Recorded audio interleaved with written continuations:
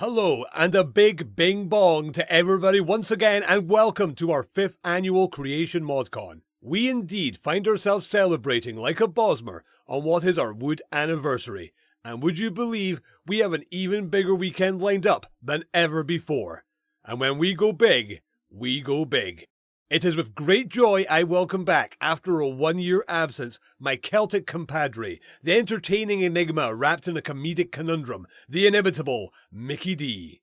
Hello and welcome to all you Lover Labs aficionados. Oh no, wait, that's for my YouTube channel. Whoops, hold on a second. Do I have the right page? Here we go. Hello to all of you and thanks for bringing me back for another amazing MODCON.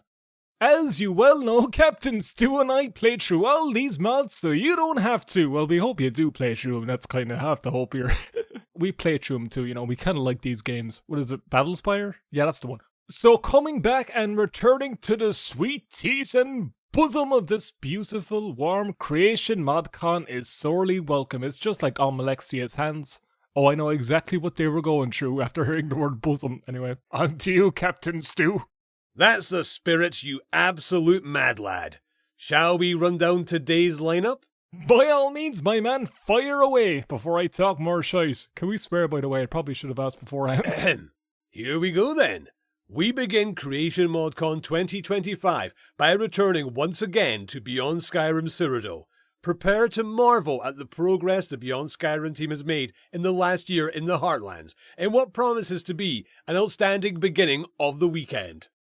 Then we carry on with the Beyond Skyrim team to a land as old as the Age of Mythology. No, wait, Age of Myth. Age of Mythology is a different game. We don't make mods for last year. No, it's not that bingo hall your nan goes to every Tuesday night to chat up all the young bachelors in their ripe old age of 84. It's Beyond Skyrim's Roscrea project with another banger of an update. Then, will we finally find an answer to the age-old question? How much wood would a Bosmer not chop if a Bosmer would not chop wood? Probably not, but Beyond Skyrim's Valenwood team will still put on quite a show as always, as we welcome them back to Creation MODCON 2025. Now, some consider me to be somewhat of a Morrowind expert. I prefer the term Morrow-spurt personally. So it might as well be me that gets the honour of welcoming this next lot to their first Creation MODCON. It's only those Sujamma-loving folks coming over with Project Tamriel.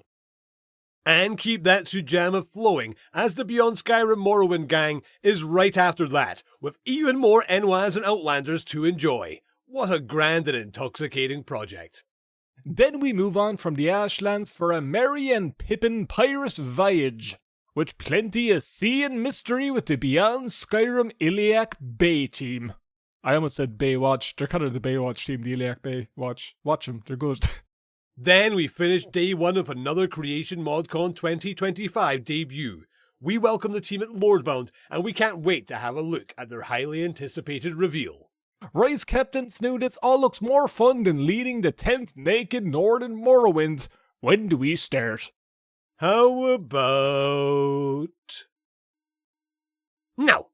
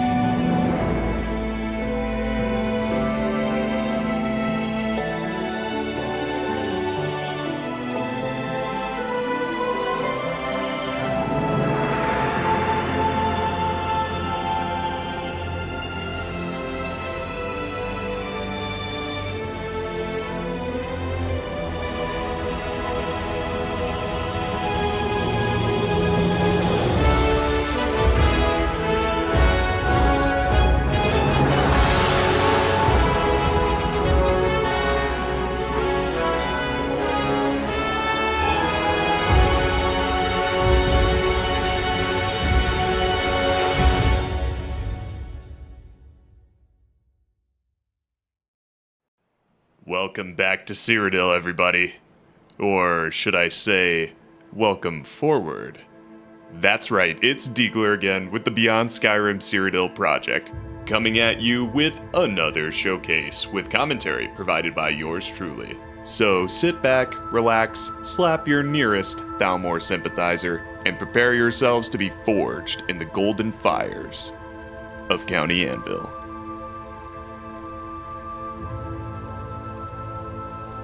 Our journey today begins at Sunnyside Vineyard, a winery that overlooks the city of Anvil. Apparently, the owner needs someone to watch his dog, Paco. Myself, I'm a dog person, so this sounds appealing to me. Nothing against the cat people of the world, of course. I have a lot of Khajiit friends, and they share their sugar with me. No. Sunnyside Vineyard is closed, stranger. Please see yourself out. Because I'm leaving for the harbor, and Sunnyside can't be open if I'm sailing halfway across Nern, can it? Wait, Side, I apologize. I'm just running late. You may actually be of great help to me. I haven't the time to find my dog a proper caretaker. Might you be interested? This dialogue sucks. Who wrote this? Yes, the dog needs to be watched while I'm gone. Now, if you would be so kind as to answer the question. It was me. I wrote the dialogue. Yes, as I've said, I'm already running late. I was sure someone would stop by before or after I left. Excellent. I thank you for your assistance, stranger. His food is in the pantry, his water is by the fire, and the wine is on the top racks where he can't reach. Please keep everything where it's supposed to be. The dog doesn't have to stay at Sunnyside, but be sure to keep an eye on him if you do leave. Trouble does seem to have a way of finding him. Aside from that, I can only wish you the best of luck. I shall return in a week's time. And therein he resides. Paco the dog, I presume? Okay, well, he didn't seem to like that. Maybe he just needs some luncheon. What do we got over here?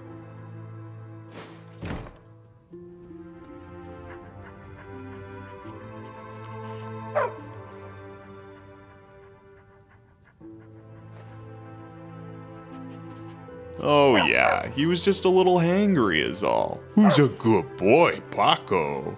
Who's a good boy? Alright, he's a little temperamental, but he's got a spunky personality. The perfect companion to bring on our next adventure.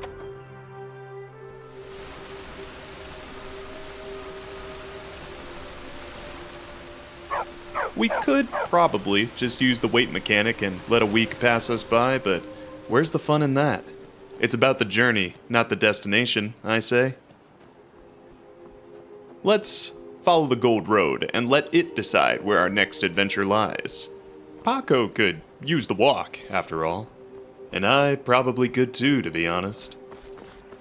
Let this be a friendly reminder for us all to go outside and touch grass every once in a while. But before you do, just remember, the real world is only almost as beautiful.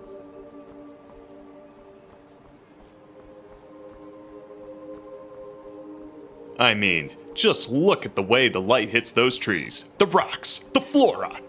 Truly, you can only find this kind of beauty on the Gold Coast side of Cyrodiil. It's the better side, in my completely unbiased opinion.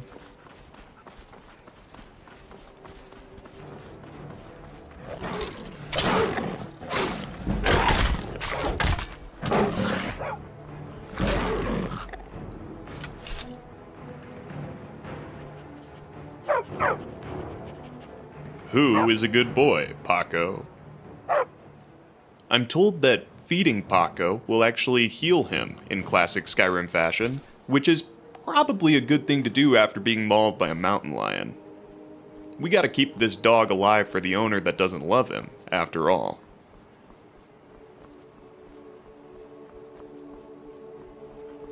We won't reach the end of Paco's quest by the end of this showcase, so it's up to you to decide his fate once you get your hands on Cyrodiil.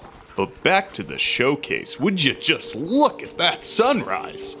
I mean, I know I'm telling you to just look at stuff, but come on, isn't that the whole point of a showcase? I mean, the visuals have to speak for themselves at some point. don't they? And that's exactly why we're not taking you to the city of Anvil this time around. Our implementation team has marked it currently under construction as they populate its walls with freshly locked content.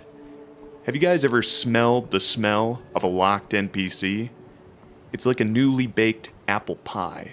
Makes me hungry just thinking about it. Anyway, we'll have more to show on that front next time. This time, it looks like we've stumbled upon Brina Cross, like many a weary traveler. This may be a good place to satiate our desire for pie, or to find a hook for our next adventure. Let's intrude upon this couple's breakfast and see what shakes loose, shall we? Cyrodiil, at your service. I know an adventurous soul when I see one. No, I arrived from Morrowind a few weeks ago. I planned to move into the estate near me, but there have been more barriers than expected. Oh, there she goes. I guess they weren't together after all, huh? My uncle was its lord until the Dominion destroyed it and killed him. Although it is now in ruin, the land still has value. A silver mine and fertile soil nestled between such and Brina Cross, close to Anvil. It is a perfect location. Location, location, location. Well, I approached General Diction and such, hoping to make a mutually beneficial arrangement. With Imperial aid, the ruined farmland and collapsed tunnels of the silver mine can be restored, and I can then provide my goods to the Legion. However, apparently the costs currently outweigh the benefits. I can, but the General also kindly explained to me my second problem without the estate's deed. I cannot prove it's mine to inherit. The deed is still there, more than likely, but I've seen Goblinkin on the land, and I'm no fighter.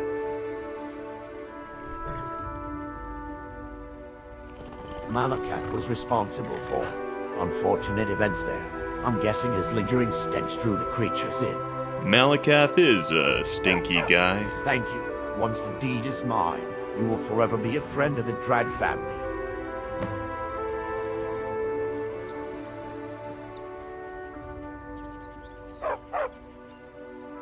Who am I to deny a man his birthright? What say you, Paco? Uh-huh.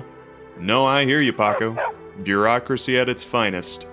Well, we all know how much moving sucks, so let's help this guy out.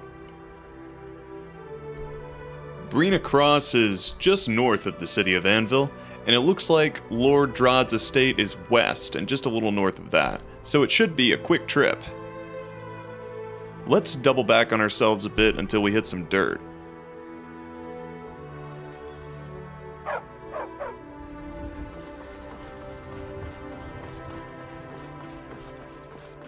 As we depart from Brina Cross and continue on our journey here, let me take a moment to remind everyone watching that the AI voices you've been hearing throughout this showcase are placeholder, just in case you missed the flashy disclaimers on screen. All characters will be voiced in the future by our very talented and patient voice actors. Thank you for listening.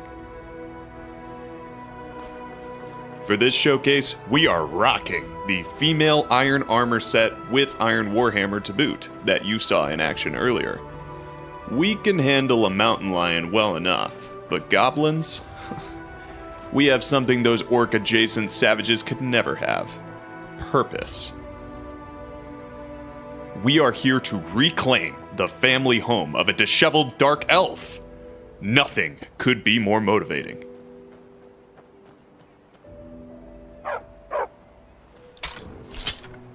Look at the way Paco just charges in with no fear.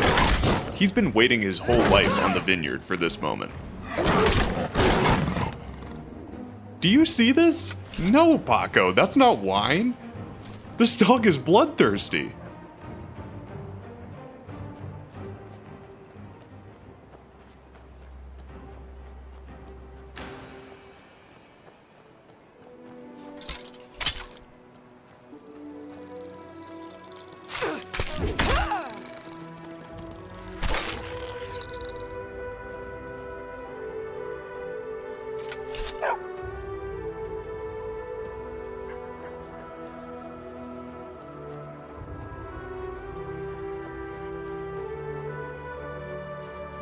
And here we are, Lord Drod's estate, despite the fact that there's no sitting lord.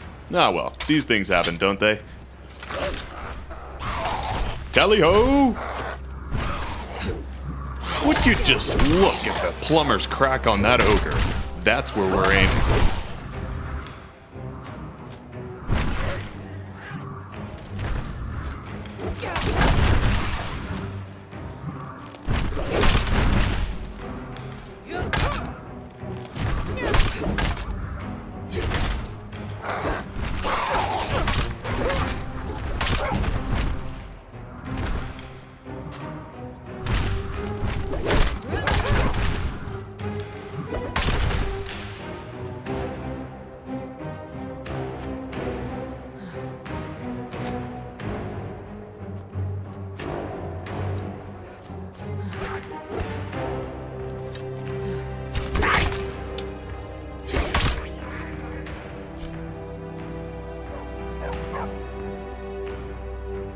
Okay, so full disclosure, Paco definitely should have died in that last fight, but we've given him godlike powers for this showcase. Not sure why we felt the need to curse a dog with immortality, but here we are. We do things differently here on Beyond Skyrim Cyrodiil.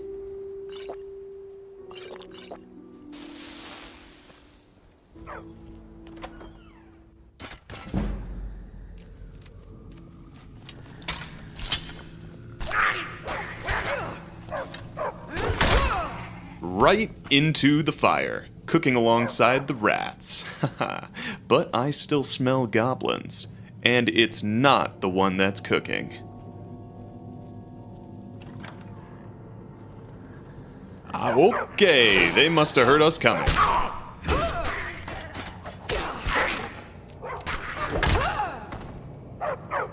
Well, okay then. Is that a throne? Befitting of a lord, I suppose.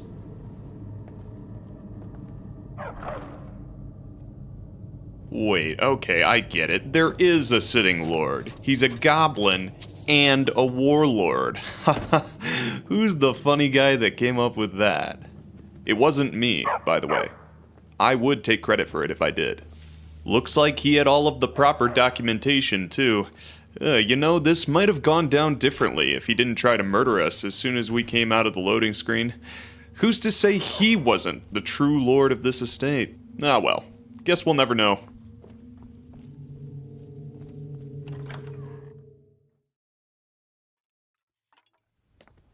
We're nearing the end of this showcase, so let's get back to Drod and let him know the gobbies are gonzo.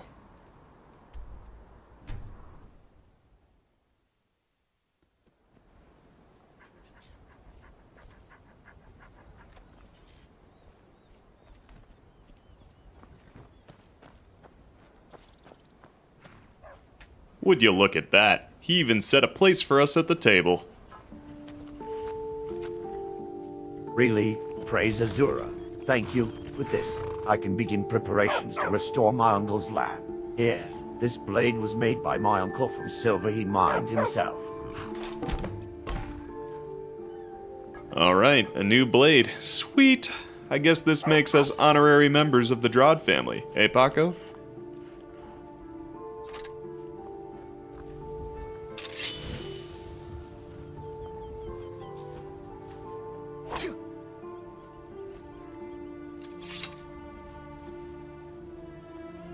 We don't talk politics at the table, Paco, but yes, you're right, that is unfortunately the end of our showcase today, and we hope you loved it. We can't wait to show off more of County Anvil before the end of this year, but we don't want you to think that's all we've been working on. We've also recently finished writing for all of Leowin, our next big city to implement. Our editing team has already started reviewing and locking its content, and guess what? It smells amazing. And aside from that, we do have some other big announcements coming your way, so keep us in your feed to stay tuned for those. And there's obviously still even more to do than that before Cyrodiil is release ready, so we're always on the lookout for talented people to help us. Right now, we are especially looking for animators, implementers, dungeon designers, architecture, creature, statue, and texture artists, sound designers, and for our PR team, script writers and video editors. We are incredibly grateful to the viewers and fans out there who share in our passion. We've been wanting to go forward to Cyrodiil for a long time now.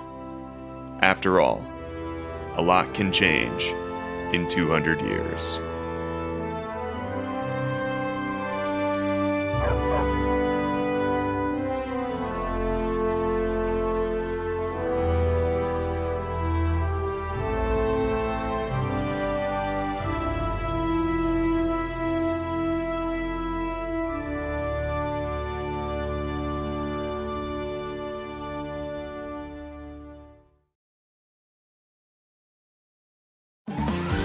What in oblivion is that?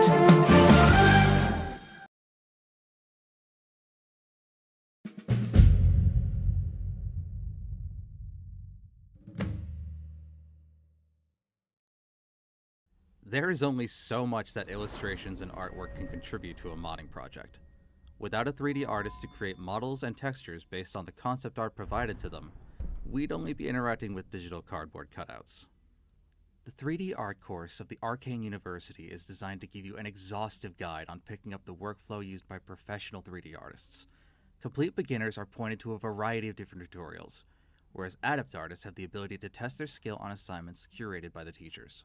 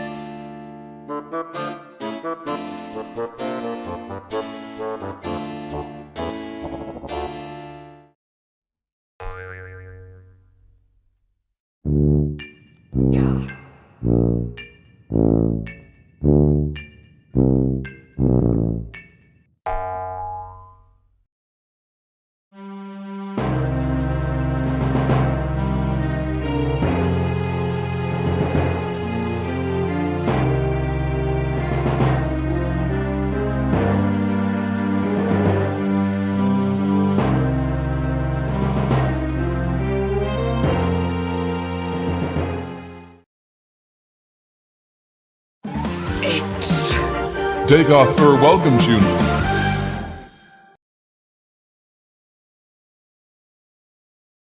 Willkommen, bienvenue, mirhaban, konnichiwa, laskavo brosimo. It's me, Trendane, back for another MODCON. And it's me, Renara Hawk, back for my sophomore year at MODCON. And it's looking like a weekend of giant proportions. Don't you think, Trendane? Giant indeed. And if anyone knows anything about giants, it's the team over at Beyond Skyrim Roscrea. So we'd better go and have a sneaky peek at what they've been up to. Over to you folks.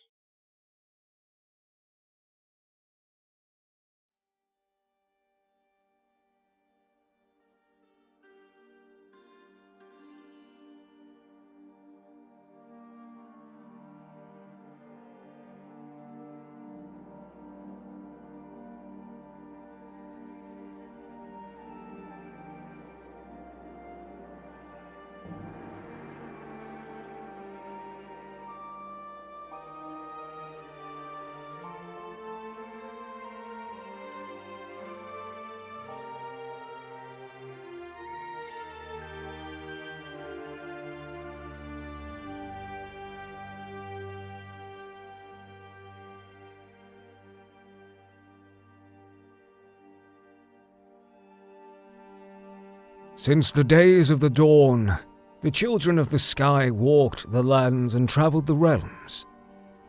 Those who braved the seas and ventured beyond the horizon returned with tales of wonder and adventure.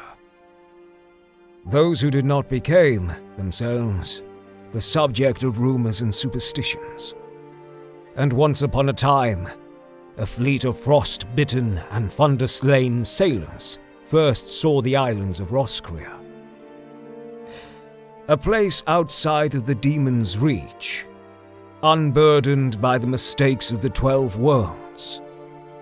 A realm with green pastures, golden glowing rye, and tall snow-covered peaks, inhabited by creatures born from molten blood. Forests enveloped in twilight, their canopies hiding secrets from the watchful gods of Tamriel. Caves which bear the corpses of defeated gods, their souls cast into the iridescent sea. The music of life and thunder echoing from the countless tombs and burial chambers. The drums of doom beating like a heartbeat from deep beneath the surface. Since the last time that the wheel turned towards the freezing sea of ghosts, the islands of Roscrea have gotten more lively. The first round of voice acting has been cast, and with every passing month, more and more settlers of Craneshore find their voice. We wish to record and implement the voices of non-natives first, moving to the natives afterwards. Voicing the Roscrean people is a more complex task due to the pronunciation requirements of Roscrea, the native tongue that all Roscreans speak. The cities and villages around the island are now populated by diverse NPCs, young and old. These island dwellers go about their daily work, engaging in conversations and remarking upon the presence of a stranger in their midst. As more and more voices are added, the settlements are coming to life. The ferrymen stand ready to take you to various settlements. Many of the traders have their wares ready and waiting. The innkeepers will serve you a meal and tell you an odd rumor, or point you to a nearby adventure. Within the imperial capital of Craneshore, as well as the native settlements of Stoneval and Wengold, almost all quests have been implemented such that curious adventurers may experience them in their completed state. While there is a great deal of work left to do, with many dungeons still under construction, the existing playable quests have begun to form a story that will soon spread to encompass the entire island. The city of Thrallfall, seat of power of Fiorin Whitebear, descendant of War Councillor Bjorn Vasar Wheatbjorn, will soon receive more assets unique to the city, like massive bronze portcullis and a redesigned Thrallfall Keep, the sanctum of the bear cult of Roscrea. While implementation has already begun, with 2 quests already in a playable state, the focus currently lies on the city of Craneshore and the broader southern half of the Roscrean Isle. As the writing and the concept art required for Roscrea are essentially complete, the project is especially looking for 3D artists, level designers, sound designers, and implementers to make their way across the frozen ocean. If you, sailor of Tamriel, think you have what it takes to brave the frozen seas and aid the team in the final stages of development, consider joining the project at beyondskyrim.org/Roscrea.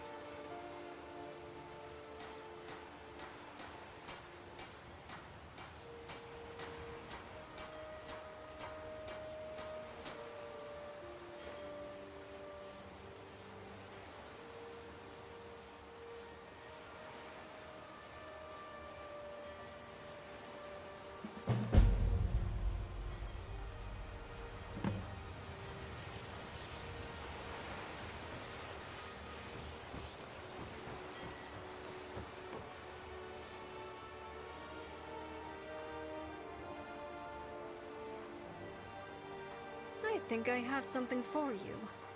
A few months ago, a ship captain was going around telling stories about a shipwreck out in the coastal waters.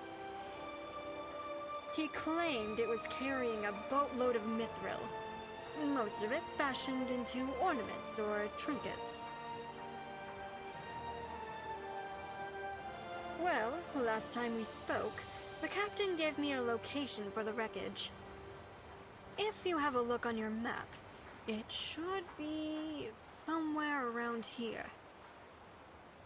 Take whatever you find, of course, but do come back to me if you find any pale mithril goblets. I'm collecting a set, you see, and they're hard to come by. I'll pay you well for your trouble. And you're the adventuring type anyway, aren't you? Easy little jaunt for the likes of you. Of course he will. I'll do right by you.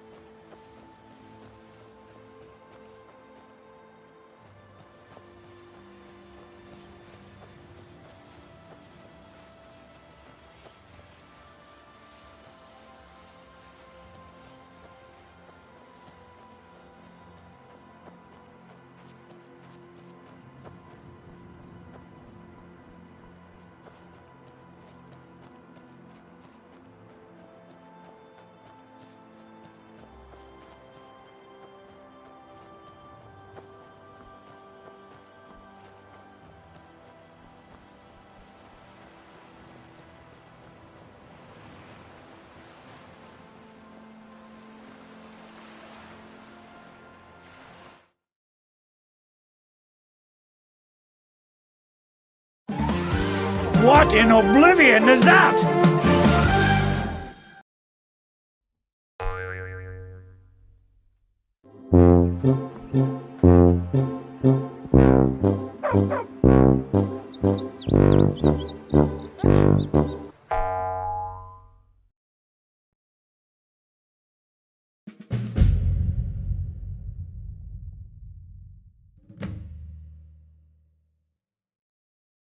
Scripts for the quest lines and dialogue, voice-acted lines, and modeled assets are all important. But what use is there if nothing is in the game? And that is where implementation, the most varied and all-encompassing department, comes along. As implementation is such a broad topic, the Arcane University's implementation course is split in 3: quests and dialogue, mechanics, and asset implementation, each with their own tutorials and assignments that a student may work on.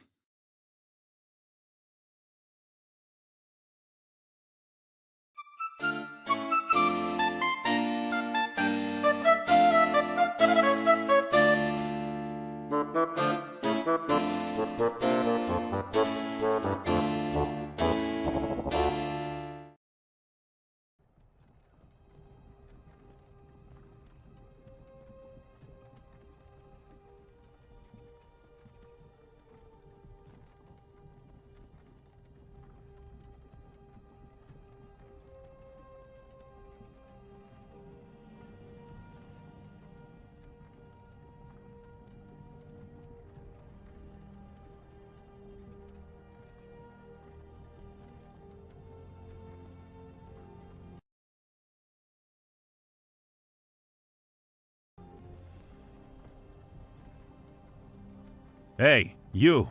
You're finally awake. You were trying to learn how to mod, right? Walked right into that crash. Same as us, and that writer over there. Damn you, level designers! The creation kit was fine until you came along. Everything ran nice and smoothly. If you hadn't been placing doors everywhere, I could have already implemented the dialogue and been halfway done with my quest mod. You there, you and me, we shouldn't be involved in this mess. It's these people that cause all these crashes. We're all just trying to learn how to mod. You should try the Arcane University. And what's wrong with him, huh? That's one of the Beyond Skyrim developers. Or was it Skyblivion? Skywind, one of the big ones. Huh. I wish I'd been part of one of those projects. But how can I? I barely know how to open the game. Where are they taking us? Where we can learn how to mod. The Arcane University awaits. What? That public Discord server anyone can join? That's the one. They train people. Really? To a level where you can contribute. Huh? What am I waiting for then? That's right. Curricula for every department of development. Free of pressure.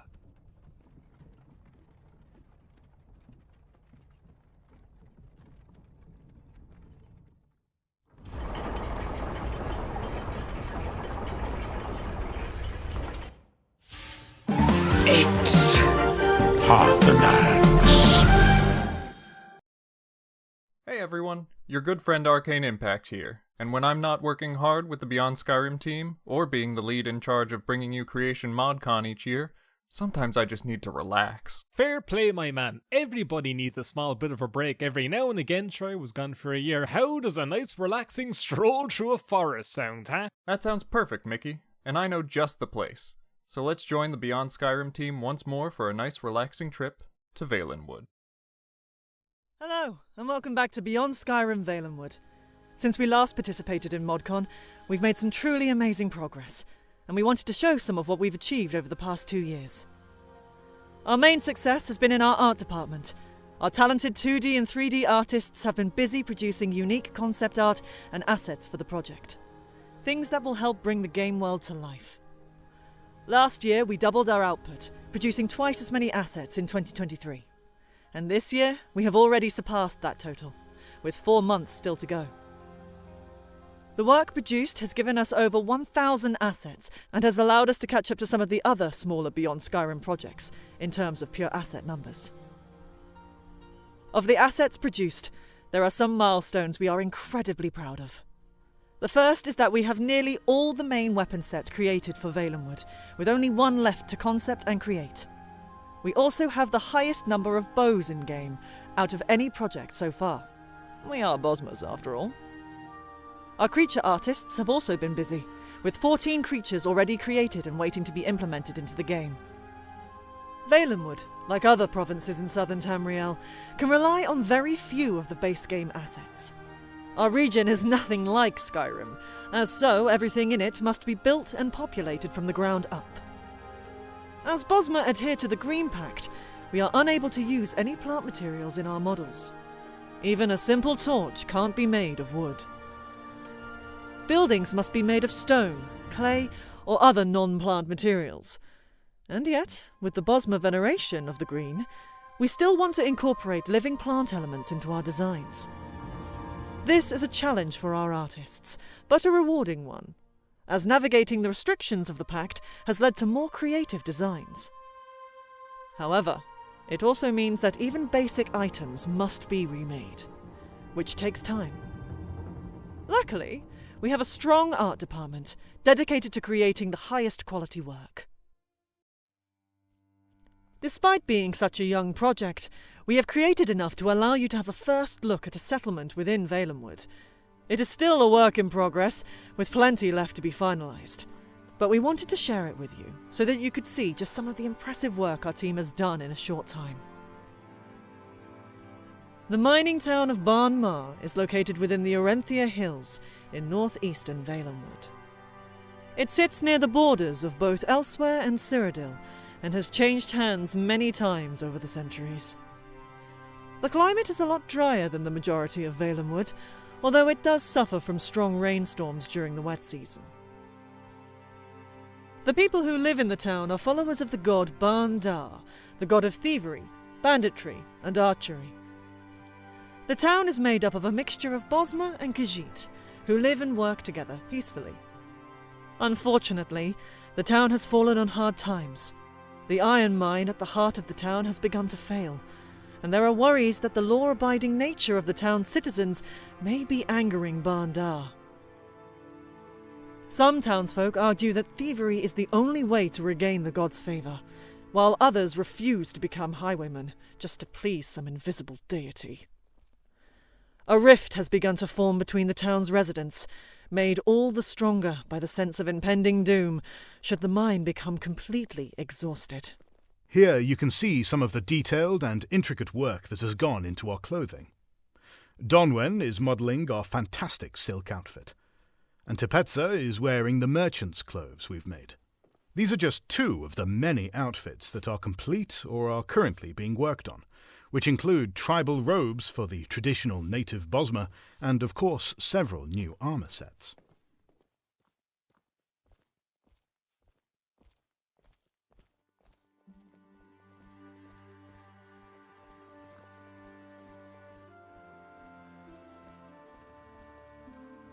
This is where the shrine to Barn Dar will go. In front you can see some of the offerings to Barn Dar that the townsfolk have presented, trying to win the god's favour and turn the fortunes of the town around.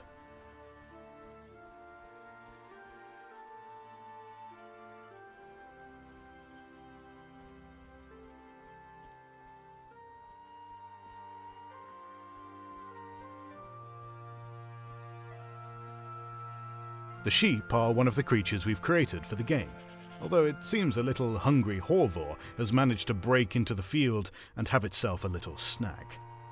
We can also see crosswings fluttering around. The townsfolk work hard in the mine and the fields, but when their day is done, they gather together in the communal dining area to eat together. The Bosmer who live in the drier, less tree-filled areas of Valenwood use buildings such as this one, which is made from stone, bone, and animal pelts. While Bosmer in the forests can use magic to grow their own homes out of living trees, the people of Barn Mar are forced to rely on their own skills with chisels and hammers to put together their houses. The buildings are works in progress and are not yet finalized, but you can still get a sense of what the finished product will be like.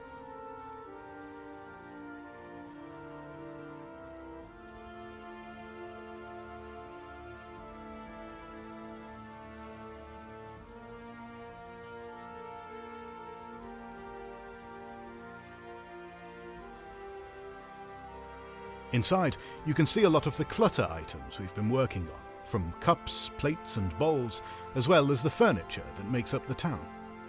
Bosmer bonework ranges from the simplistic and rustic, like the chair featured here, to complex and intricate, like the serving dishes. There's even a bowl featuring an Argonian skull. On the table we have a Bosmer feast, showing off the variety of foods we have made so far. These include sheep's cheese, cooked mutton, and scuttlebug ants, which are ants in a hard candy coating. Bosmer love to drink, but since beverages like mead contain plant ingredients, the followers of the Green Pact choose to ferment other things in order to make alcohol.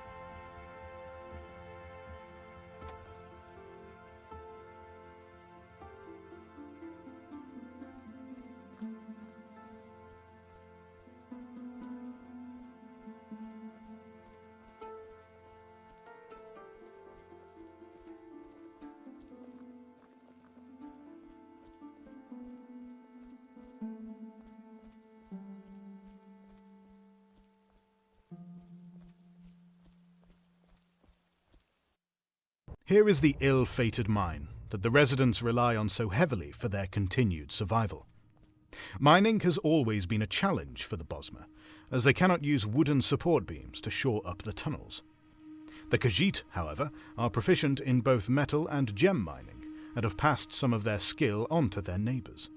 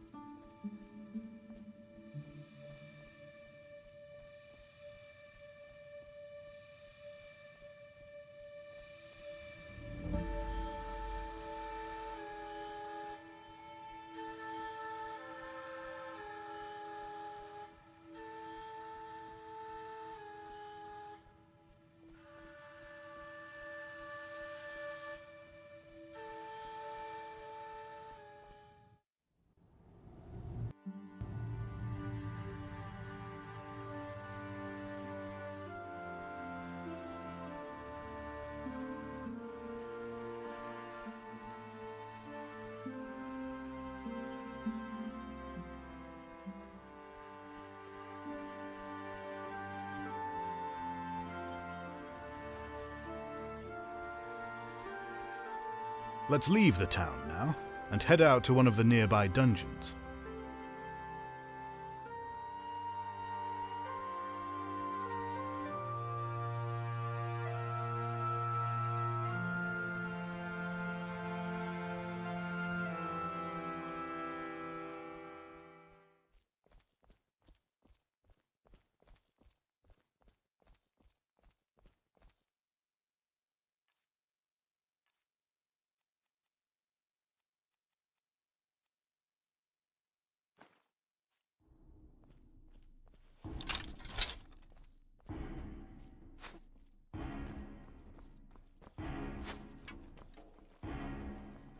Here, we see bandits wearing one of the armors we have made, as well as wielding weapons from our stone weapon set.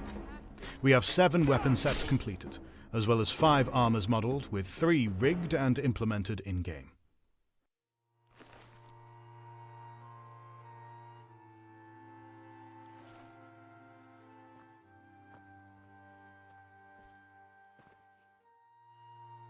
This ill-fated guard wears the unique Arenthia Guard armor, which features a Green Pact-compliant silk shirt and sash.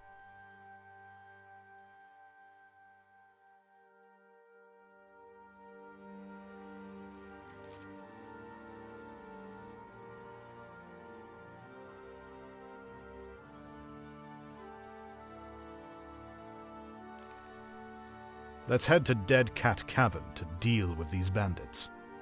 Bear in mind that the cavern is unfinished, and will feature far more clutter, as well as several more passes to ensure it is in the best shape possible before gamers get to play the mod.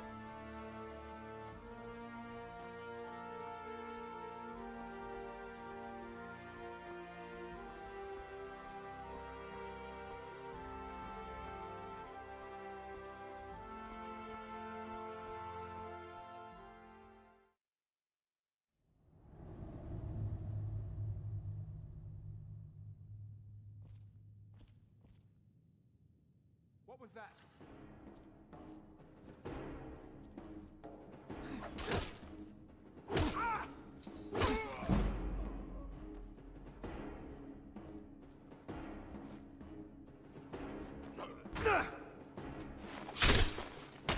Notice as we enter the cave that the bandits have mostly bone and leather items, such as the bone floor mats and leather sacks. However, they also have wooden items, like barrels that they have sourced from across the Cyrodiil or elsewhere borders.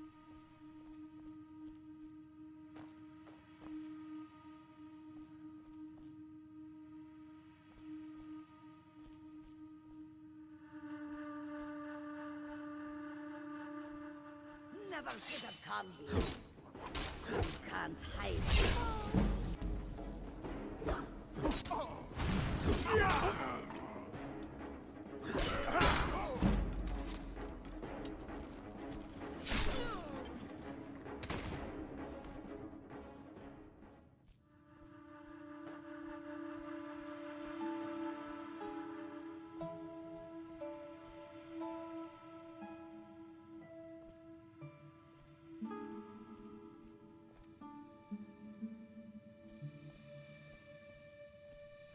We have 12 jewellery pieces in-game, including an amulet to Barndar, with many more planned.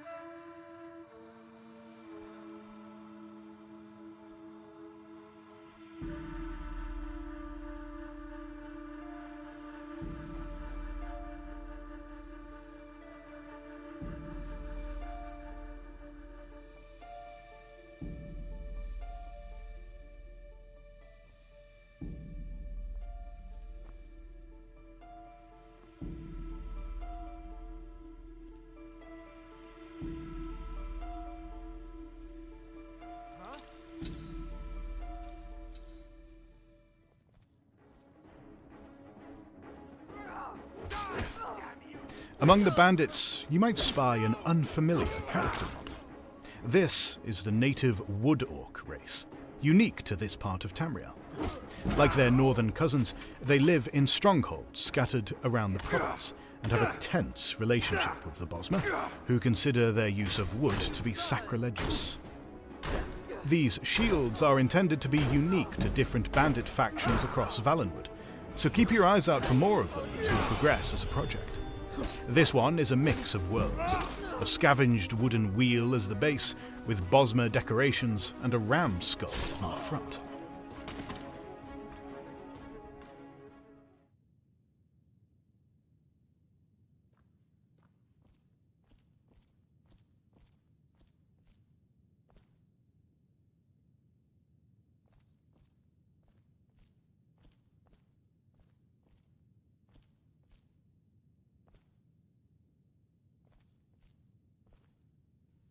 These coins are the ultimate sankars used by the Dominion. They will automatically convert to gold in a player's inventory, but the coins themselves needed to be unique. They are bound together with a leather string rather than kept in coin purses, as each coin has a hole in the middle of it, much like many ancient coins did.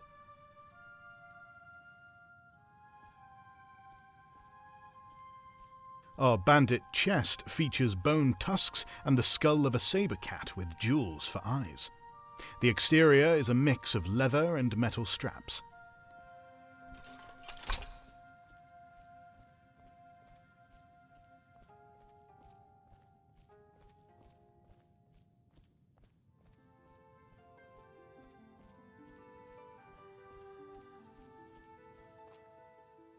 We hope you've enjoyed this advanced look into Valenwood.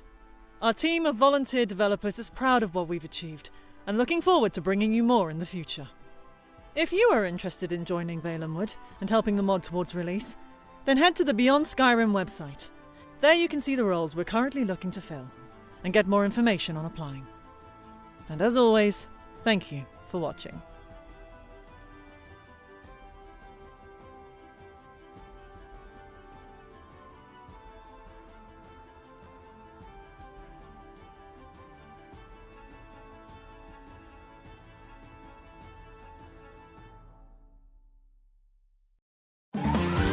What in oblivion is that?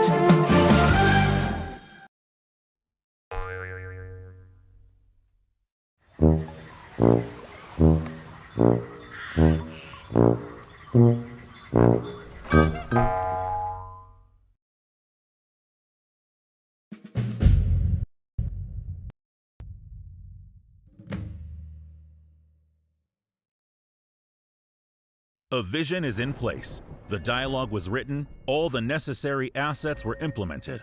What's missing? The world itself. Level design places all the assets in the world, creating the many houses, cities, dungeons, forests, and deserts that the player may explore. Within the Arcane University, level design is separated into two distinct courses. Interiors, meaning the design of houses and dungeons, as well as exteriors, landscapes, and the outside world. The course will guide you through assignments of increasing complexity and size as you learn the intricacies of level design.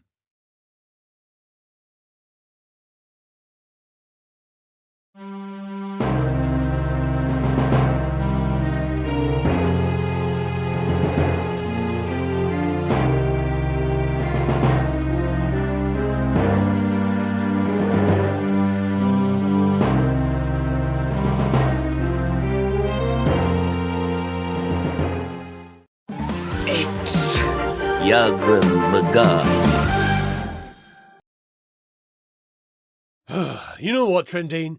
Every year is Elder Scrolls 5 this, Elder Scrolls 5 that. Sometimes an old lump of coal like me yearns for the good old days. You know what I mean? You know what, Captain Stu? I think I know exactly what you need. How about a trip down memory lane? Perhaps back to the Third Era with the Tamriel Rebuilt and Project Tamriel team. Ooh, that sounds perfect, Trendane. As we say in Scotland, you ken me so well. Let's have a goosey gander.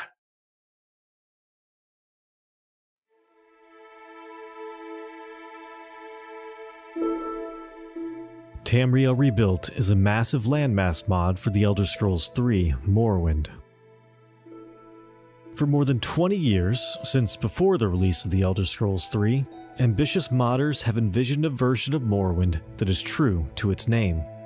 The island of Ardenfell is a magnificent work of art, handcrafted by an incredibly passionate and professional team of developers. But to look across the inner sea and see nothing more than a vast ocean has always been disheartening. Our goal, since the beginning, has been to create the rest of the beloved province of Morrowind. In 2019, we released Antherin, an expansive update to Tamriel Rebuilt and a major turning point for the project. Standards were being set which would guide future developers for years to come. A restructuring of the project helped streamline our work, and the ability to create 3D models was becoming more accessible. 3 years later, on November 23rd, 2022, we released 2 expansions simultaneously. Dominions of Dust added brand new locations and quests to the southwest of Morrowind, and modernized existing content as well, and Embers of Empire, which overhauled and expanded on the Telvanni lands east of Ardenfell. Along with this came the release of the Construction Set Script Extender, or CSSE, which sped up development by drastically improving the platform on which we make the mod. We released a small but significant expansion called Andoram in October of 2023. This new area expanded the Thyr River and boasted over 100 quests, including 9 faction questlines. Andoram was a stepping stone towards our most ambitious release yet. While we continued to work diligently on our next major release, we put out a small update in 2024 called Firemoth Rekindled, an extensive overhaul to the official Fort Firemoth plugin. 6 months later, on May 1st of 2025, Grasping Fortune arrived. Nearly 300 new quests, thousands of new NPCs, new weapons, armor, and enemies, a brand new desert region, and the largest city in a modern Elder Scrolls game. Grasping Fortune took the project to a level that we are proud to maintain. If we can keep the pace we're at, and if we continue to receive help from talented individuals, you might see something from us every 6 months to a year. Just recently, we surprised fans with a small hotfix to Grasping Fortune, adding a new location, new quests, and over 400 bug fixes.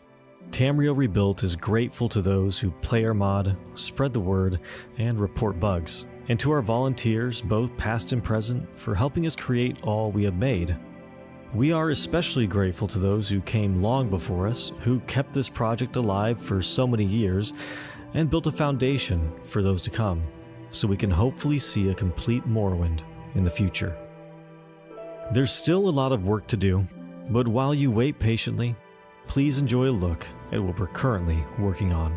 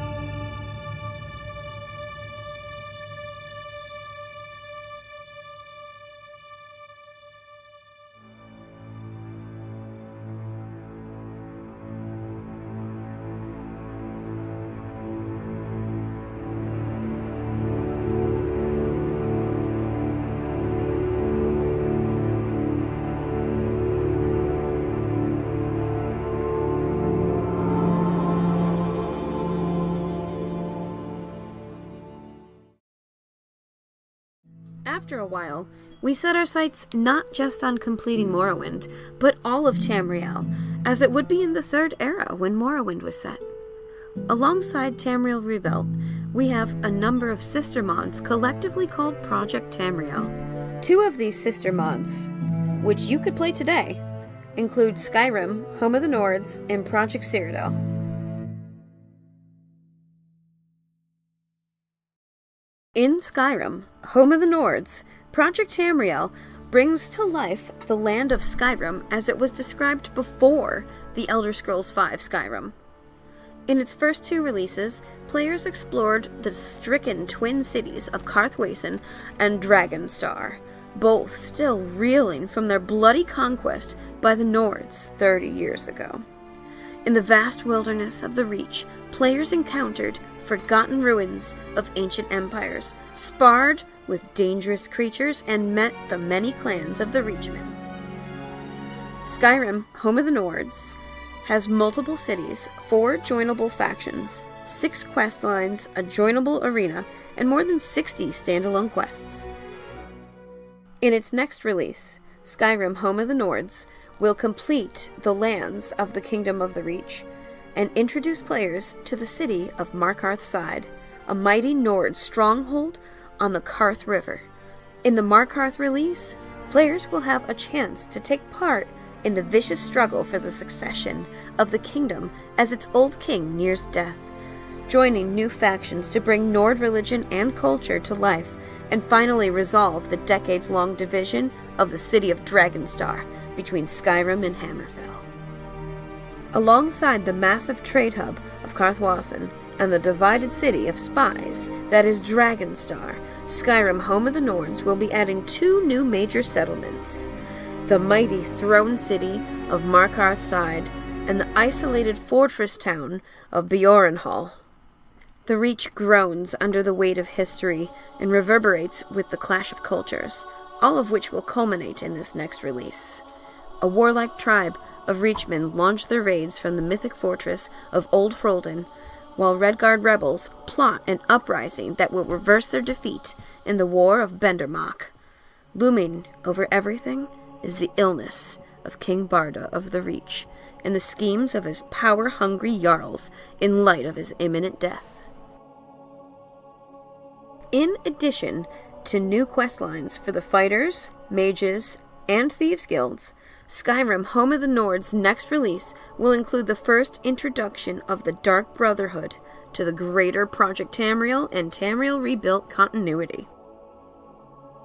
The Companions are a fully joinable faction with their own set of unique and appropriately Nordic mechanics, and the players can enroll themselves for a semester at the Imperial College of the Voice, enjoying all of the perks of student life. The Kingdom of the Reach itself will form the basis of our first main questline.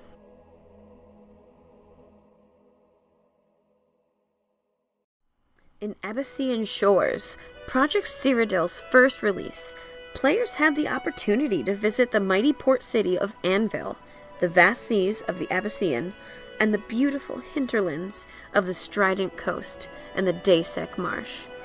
For the first time, Morrowind players experienced the dynamic intrigues of Cyrodiilic politics, working for Queen Milona to protect her kingdom of Anvil, or working with a powerful merchant lord to unseat her.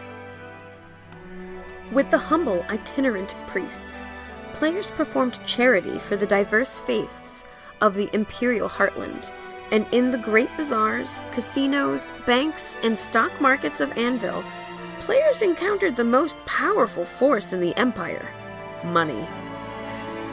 With over 100 quests and a large, fully realized world space, Project Cyrodiil, like Skyrim, Home of the Nords, is already fully playable, with 5 joinable factions, more than a dozen quest lines, and a fully playable arena fight pit, and more than 50 standalone quests. The next release of Project Cyrodiil, Salt and Spice, will introduce players to the Spire City of Such and the delicate balance between the Redguards and Imperials who call it home. Further inland, The craggy Colovian highlands conceal the fortresses of old, proud Colovian noble families and the tombs of their ancient ancestors. Meanwhile, the Imperial legions mobilize to face a powerful enemy, an Imperial war dragon gone rogue.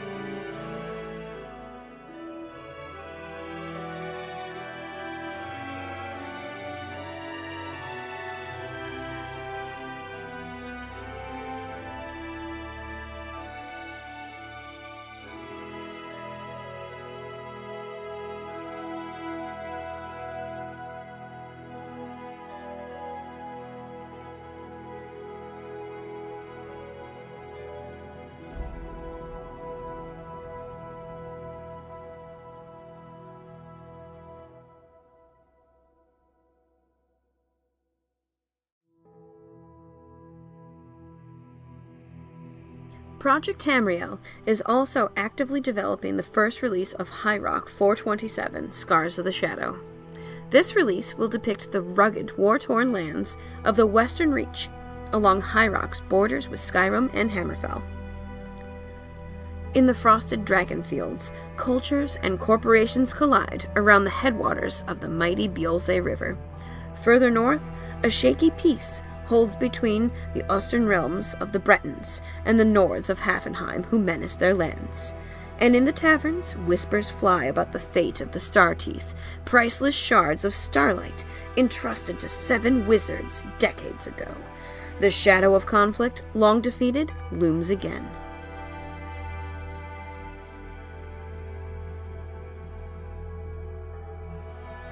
Finally, Project Tamriel's newest active project, Project Hammerfell, has begun work on the southern part of the province. The first release will feature the Republic of Rihad, a powerful merchant state on the Abyssinian Sea. With the centuries-old tensions between Forebear and Crown long resolved, Project Hammerfell will introduce new challenges afflicting modern Hammerfell as it navigates an era of political and cultural upheaval. Beyond the rich streets of Rihad, players will wander the desolate landscapes of the Helcori wastes and plumb the depths of ancient Dwarven and Yoku strongholds. Thank you to everyone who watched and enjoyed our presentation. It was a great honor to be a part of Creation ModCon this year and to make our contribution to the fight against cancer. We hope you all enjoy this handcrafted and lovingly created world. Visit the addresses on screen now to learn more, and we hope you look forward to exciting new adventures in the years to come. What in oblivion is that?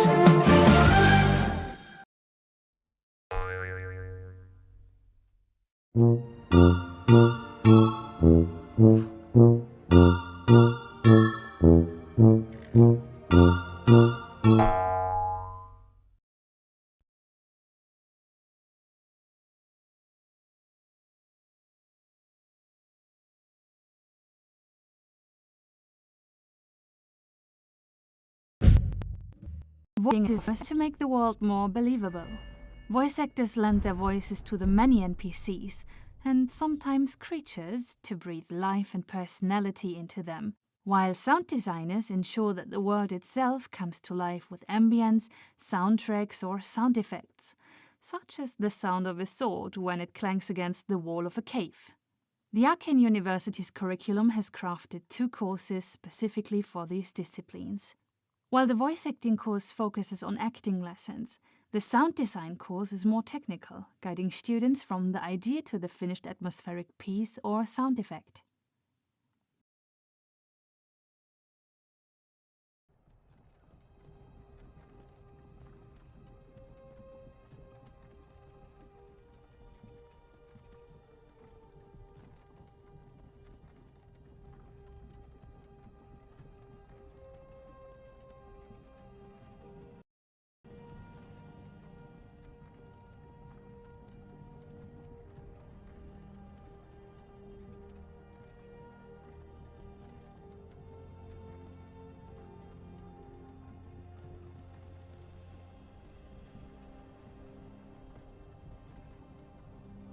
Hey, you. You're finally awake. You were trying to learn how to mod, right? Walked right into that crash. Same as us, and that writer over there. Damn you, level designers. The creation kit was fine until you came along. Everything ran nice and smoothly. If you hadn't been placing doors everywhere, I could have already implemented the dialogue and been halfway done with my quest mod. You there, you and me, we shouldn't be involved in this mess. It's these people that cause all these crashes. We're all just trying to learn how to mod. You should try the Arcane University. And what's wrong with him, huh? That's one of the Beyond Skyrim developers. Or was it Skyblivion? Skywind, one of the big ones. Huh. I wish I'd been part of one of those projects. But how can I? I barely know how to open the game. Where are they taking us? Where we can learn how to mod. The Arcane University awaits. What? That public Discord server anyone can join? That's the one. They train people. Really? To a level where you can contribute. Huh? What am I waiting for then? That's right. Curricula for every department of development. Free of pressure.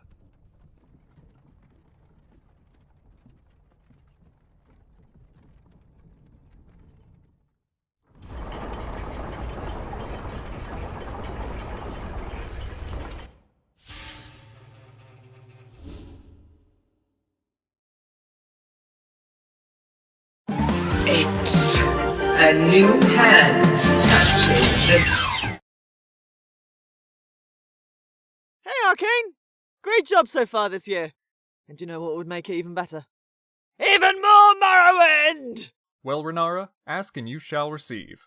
Why don't we time travel into the future a little bit, to a post-tribunal time, and catch up with the Beyond Skyrim Morrowind team for this year's update? You're no sweat, Arcane. That sounds perfect. Let's have a look!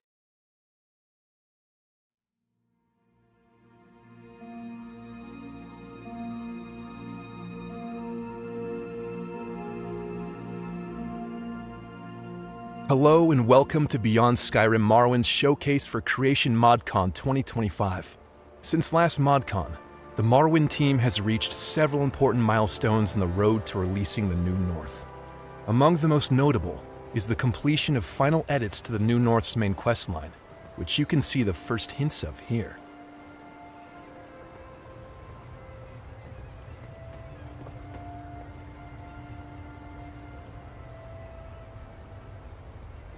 But we won't be diving into those quests today. Instead, we'll be taking a look at one of the miscellaneous quests provided by the Imperial Archaeological Society. Formerly funded by High King Torrig in a deal with House Redoran to study Nordic and Dwemer ruins in the islands, recent events in Skyrim have deprived the archaeologists of their patron. Luckily, we've already secured a new source of funding for them, and the Society is now able to send us out on new expeditions. Let's see what's first on their agenda.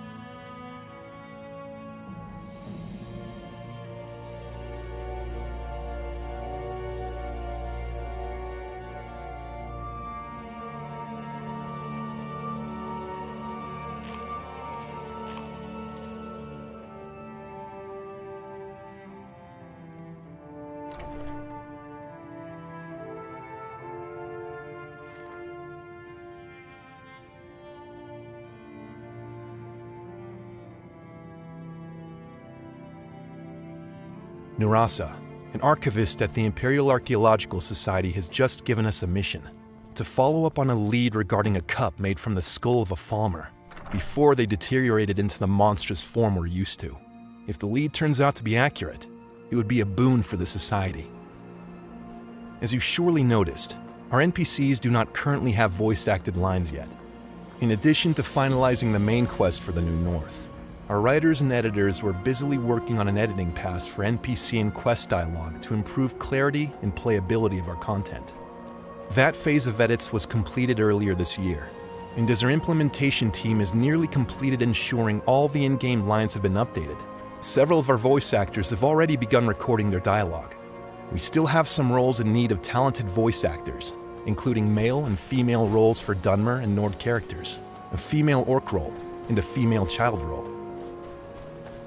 From Balserma, it's a long walk all the way to Voss, so we'll be skipping ahead occasionally for the sake of experience. But don't worry, we'll be sure to stop by any points of interest along the way.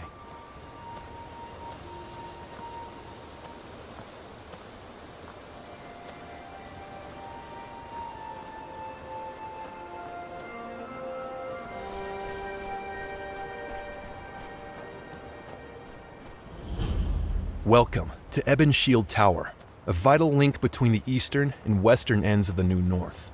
It might not seem like much, but it'll prove quite useful to many adventurers passing through the region. But perhaps it's best to learn more about it from one of the locals.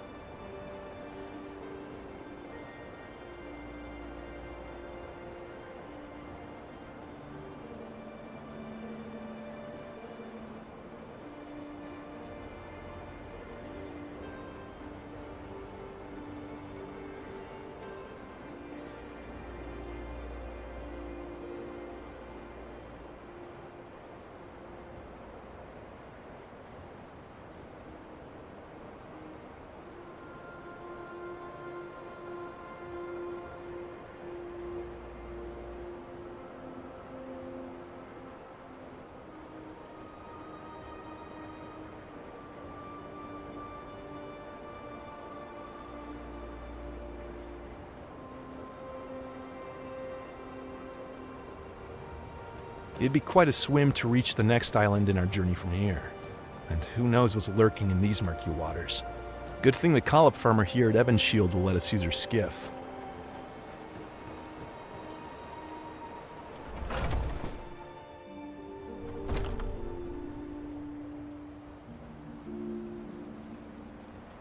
Now that we're across the channel, it's a good time to discuss another important milestone we've reached. The last essential 3D asset is currently being completed for the New North, which means that some of our 3D artists have been freed up to pursue various bonus assets that, while not essential for release, certainly will aid in fleshing out the release.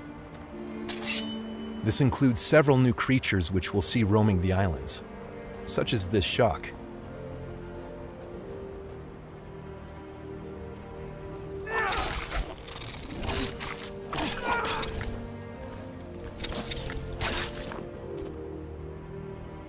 While primarily based on the same core behaviors as the frostbite spider, the shock includes new custom animations to help distinguish it from its counterpart in Skyrim.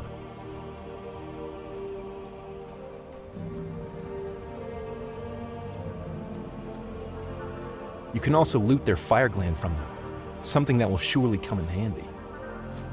Another department that still has some work ahead of them is the audio design department. As you may have noticed, the shock is still in need of new sounds to go along with its custom animations. If you're an audio engineer or a sound effects designer, we could use your help. Additional new creatures developed during this phase of production include the iconic Nyx Hounds and the Vermai, several new weapons, a new Dunmer alchemy station, and a variety of platforms, stairs, and walkways for our Dwemer tile set. We'll encounter some of these new assets later in the showcase.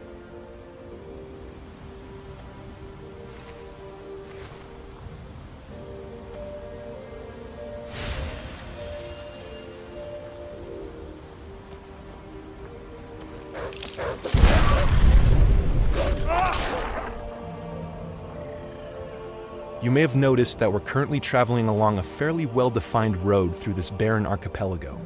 This is the Pilgrim's Road, newly built to help tame these wild islands. This road guides pilgrims, and you, the player, safely through the New North. Just beware, while the road will steer you away from the most dangerous parts of the islands. Wild sharks and nixhounds aren't the only things waiting to prey upon innocent travelers wandering between Balserma and Dagenfell. As previously mentioned, our writing and editing department has finalized the New North's main quest and passed it off to our implementation team, who are currently in the process of implementing it. This marks the end of essential writing and editing work for the New North. And just as the 3D department has begun work on additional assets, our writers have now shifted over to other areas of focus. Some have added more world encounters for you to randomly meet in your travels through the islands and mainland Morrowind. We may even see one of those new encounters shortly.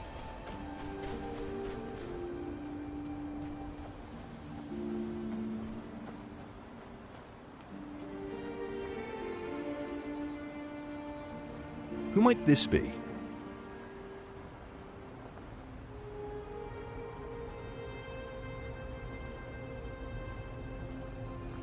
Well, that was odd. Anyway, we still have a ways to go before our final destination, so let's skip ahead some more, and soon we'll be coming up on Voss.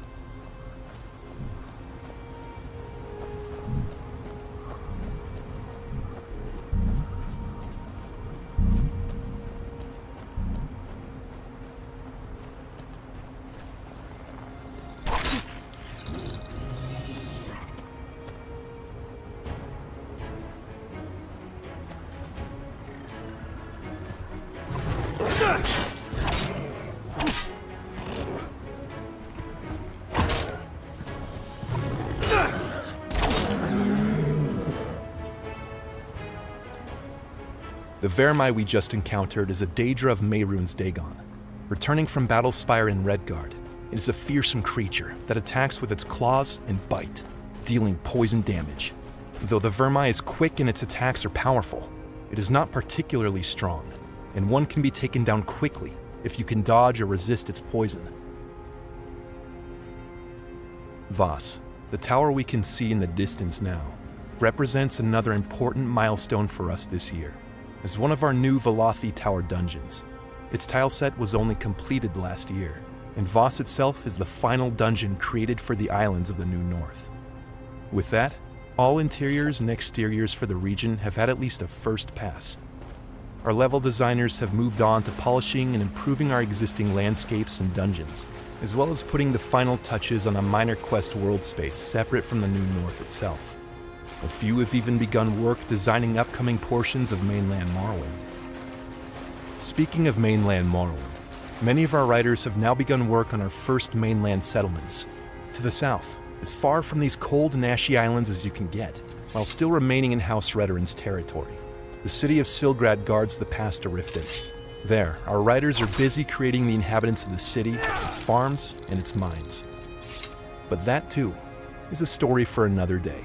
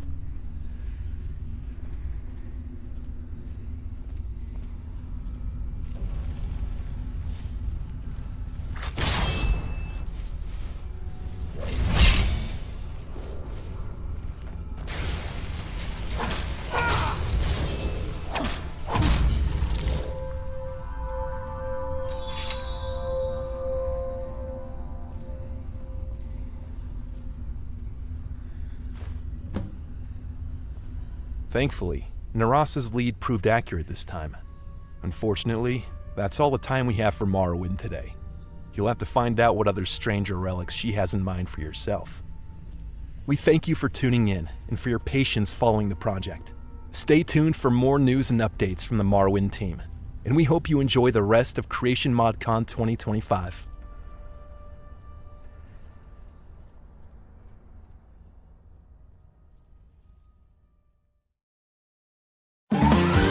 What in oblivion is that?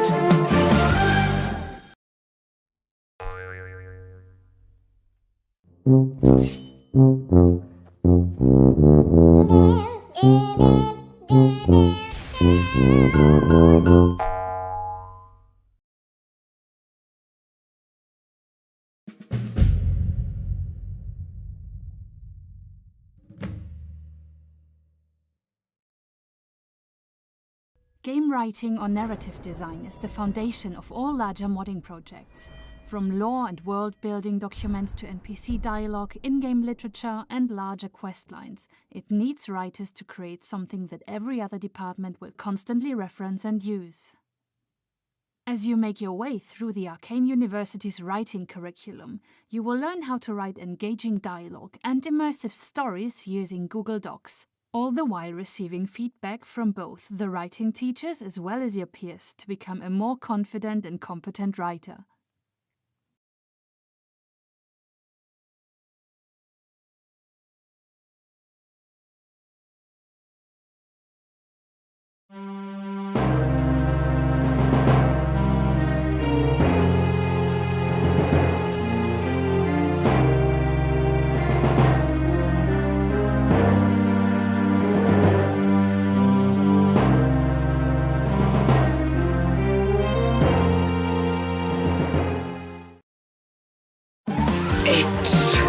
I am Lucian the Chancellor. Yarr, have at ye, avast! Isn't Avast like feckin' anti-piracy software? The landlubbers are after me booty! Walk me plank or shiver me timbers!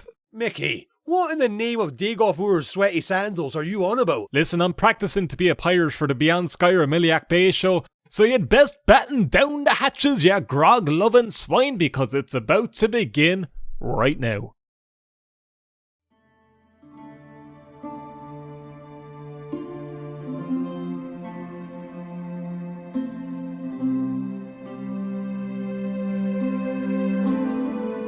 I am currently recording. Nice. Nice. Well, the goats are dead. Yeah, some maniac burned them to death. Can you believe that? Yeah. Who would do such a thing? That's fucking crazy. Then I will get the funny sword and I will kill all the goblins. Yeah. The only issue here in multiplayer is there's only enough goblins for me to kill, so if anyone else kills any, then... No one else kill goblins. You're not allowed. Right, now we can go in good old South Rock Camp. Oh yeah. Let's all go together. Yeah. It's not cramped enough in here. Well, at least there's a reasonable amount of goblins now. There are... I left 4 of them in here. That's pretty good.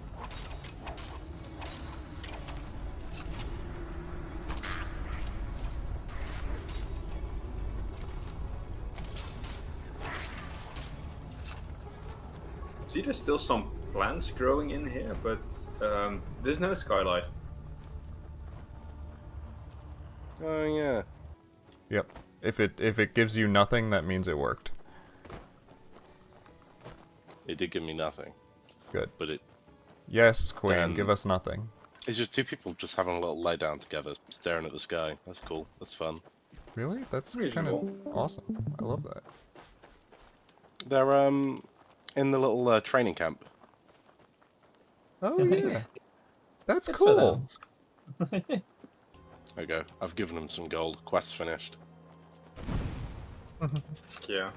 He's obtained 1 gold coin. I have the gift of charity. And that's Cora's main quest done. Can you believe it? You really overhauled this, didn't you? Wow. Oh wait. Okay. Yeah, I see the familiar bits. but It's very much the same dungeon. I just sort of did stuff like the skylight here. They were all kind of not the best, so I've redone them. And I did. Oh fuck! There's a scene. Ooh, a lot of ghouls. All right. I might tune that a little bit. Works well on multiplayer, not the best in single player. And they're meant to be kind of swarming enemies, aren't they? Yeah. Honestly, it still kind of works if you're like I mean, it might just work in general. I was thinking it might work if you're stealth, but it'll work if you're like a full frontal fighter and very heavily armored and such.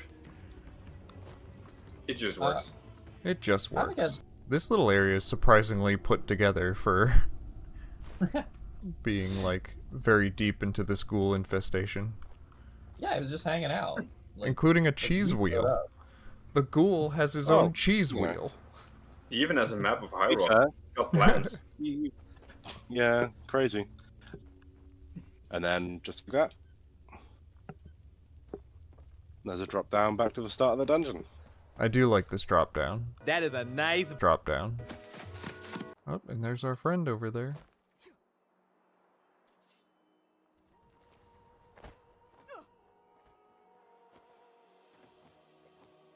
I like that you can see Jadir from all the way over here. If you're, like, doing the quest, you can just immediately see if he's there or not. And there he goes, now he's disappeared. He's still standing there for me.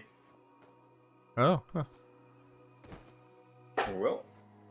I don't know. I know Ethan redid my scripts for that.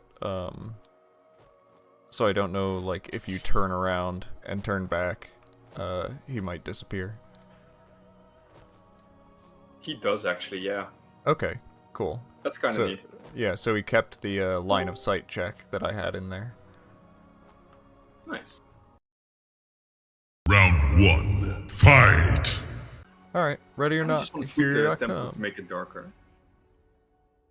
Right. We could do that with the image space stuff. I could work on that. Oh, true, yeah. Could be nice. Unique Eno Herna image space. I think it would be awesome.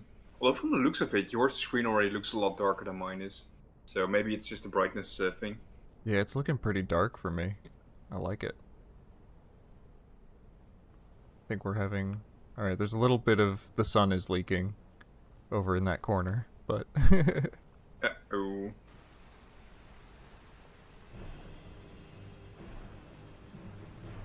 Guess he was hidden there.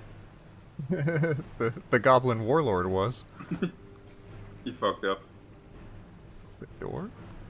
Speaking of fuck-ups, this. Yeah, this door don't work. Yeah. Oh, does it not? Which door's that? Right past this little goblin warlord camp that, Oh. What doesn't work about it? Too low. Yeah. Doesn't let you actually pass. Pull chain? Oh. Uh-huh, okay.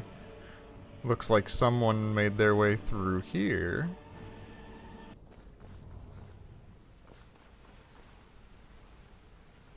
Oh, am I trapped here?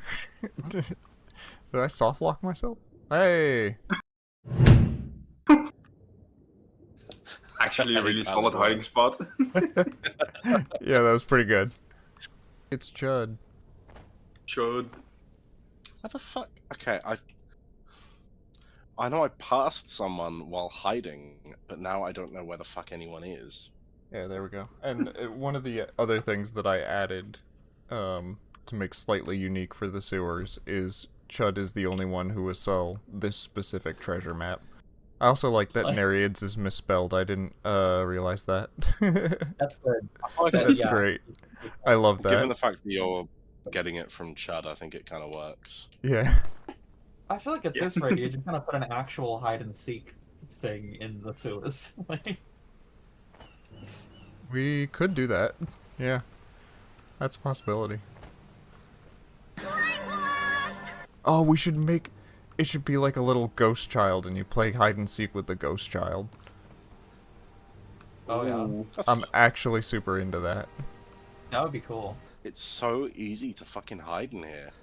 And I don't know if there are parts where it's like, I'm too stupid to access them and find out where they are. Colder now. I'm not in the room that you're exploring. And you're not up here, because I already went up here.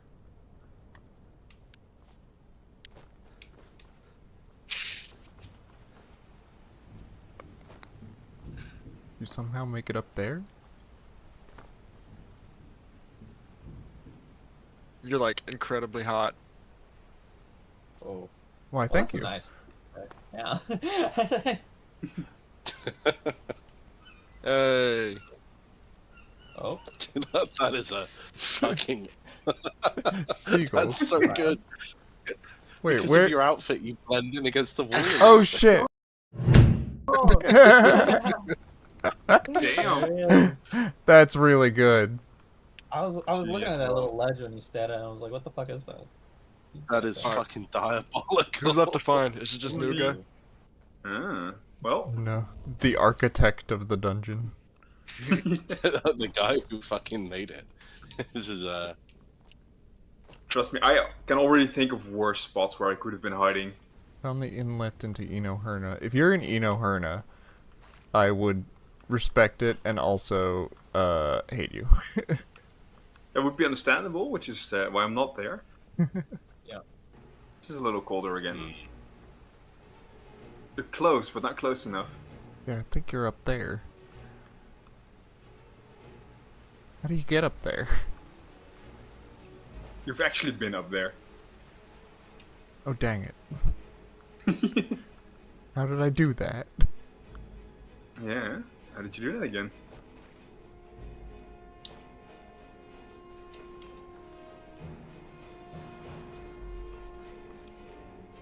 Oh, okay. Right. This bit.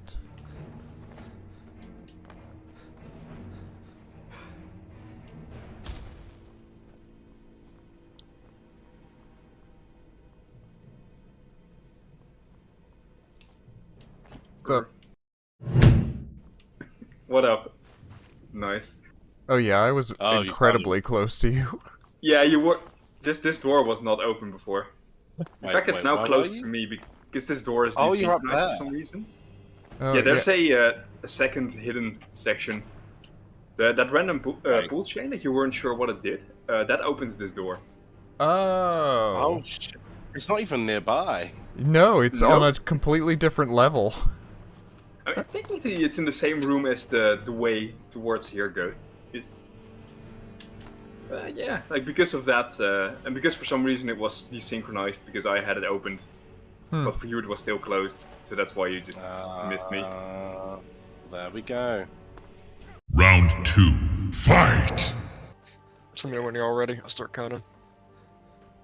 Oh shit. Oh, alright, let's I'm go. ready to start trying to hide. Yeah. I'll do 5, Who's that? 4, 3, 2, 1.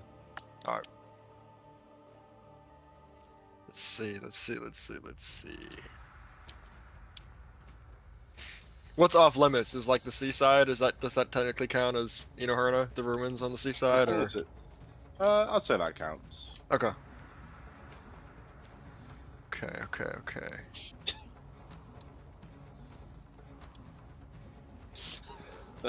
So that's a good spot down there.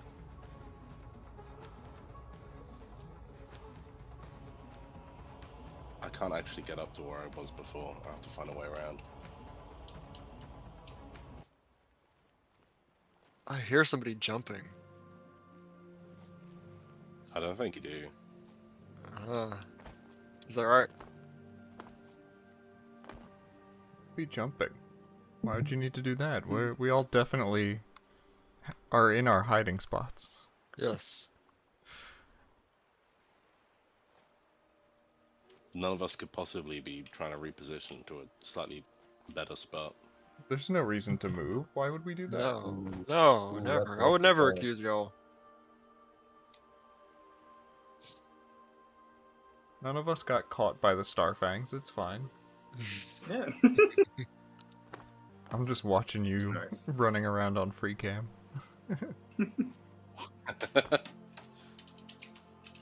It's a good way of continuing to get footage, isn't it? Yeah. I should take my menus off, yeah.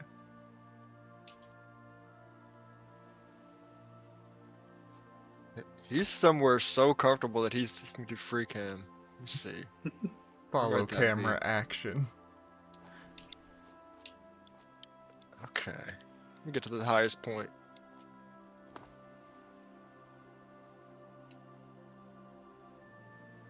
I swear to God, if one of y'all is acting like a NPC in the Oh my god. Starfang Oh camp. my god, that would be so good.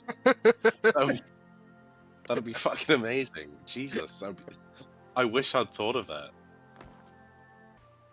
This is hard, man. Let's see. Suffering. It is. Where's it is the a really... spots that you could? There are so many good locations to hide. that It's even with free camming, I still haven't found anyone else.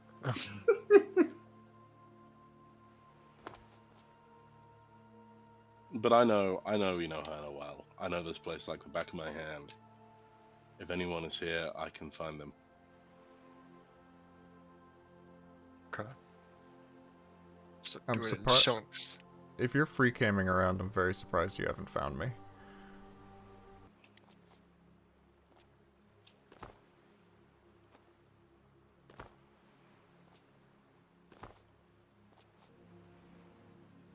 Yeah, go to the bartender.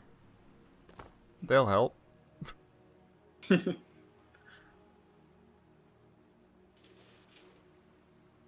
Yeah, they serve good drinks.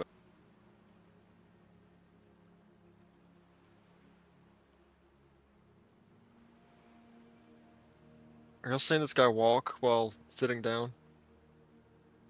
What's up, buddy? Gotta love animations. Hey, you found me. Hey. Hey. It was a good spot. I saw Nice. you kind of running past. I was like, I wonder if you'll see me. Alright, enough time for operation, actually. Ah.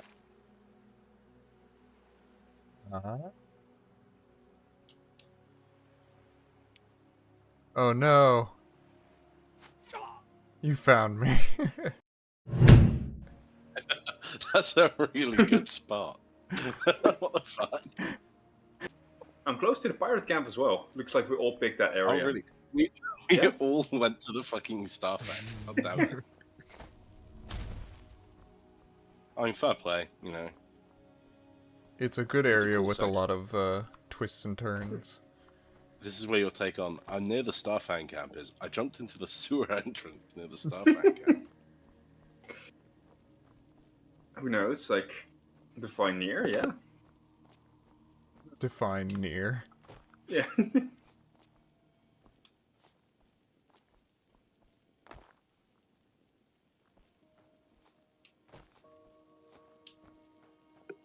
Okay.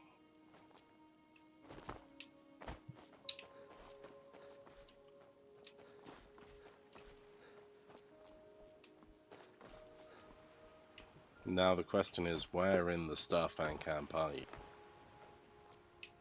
Where in the Good question. Starfang Yeah. camp is new momentum? Watch back. Oh, hang on a minute.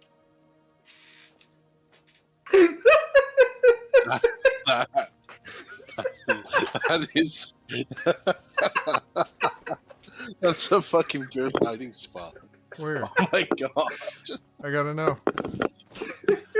Oh my God! Look who I'm I was standing looking. next to.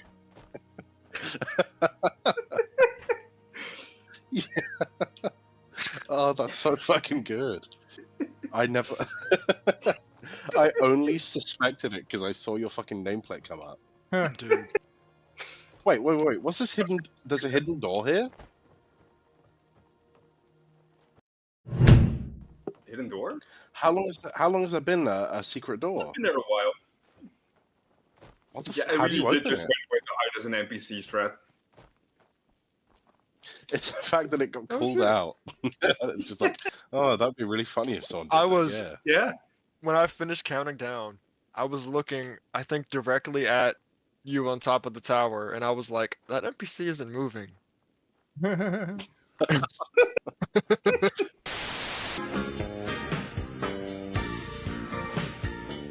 Hello out there! Magnus shines bright on this terrific Tamrielic morning, and this is Arcane Impact and Roy here with your Iliac forecast. Starting over here in the Outer Apetian, we have a strong current of voice acting and quality assurance coming in. Residents are going to want to keep a pop filter handy for those blustery mornings. Thankfully, all the interiors and quests are currently in-game, so make sure to duck inside if things get too wild. Like Roy here. Whoa! And the Abetian! Ah! Moving further south, the Chain and Stros Mackay are definitely feeling the effects of that high-pressure system coming in from the north. First past exterior level design is in-game, and NPCs are going to start feeling the effects as writing and implementation start picking up. Moving east to mainland Hammerfell, things are much less intense. Some light sprinkles of exterior level design and some gusts of speculative writing, but ultimately pretty calm for now.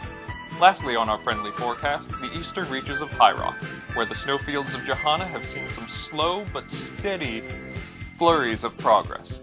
Exterior level design is very far along, with only a few regions needing to be polished up for long-distance views.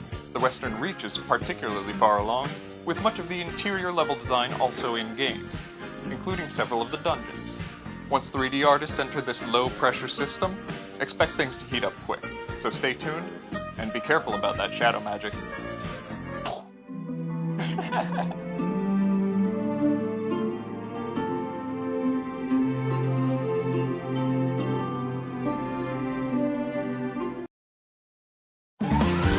What in oblivion is that?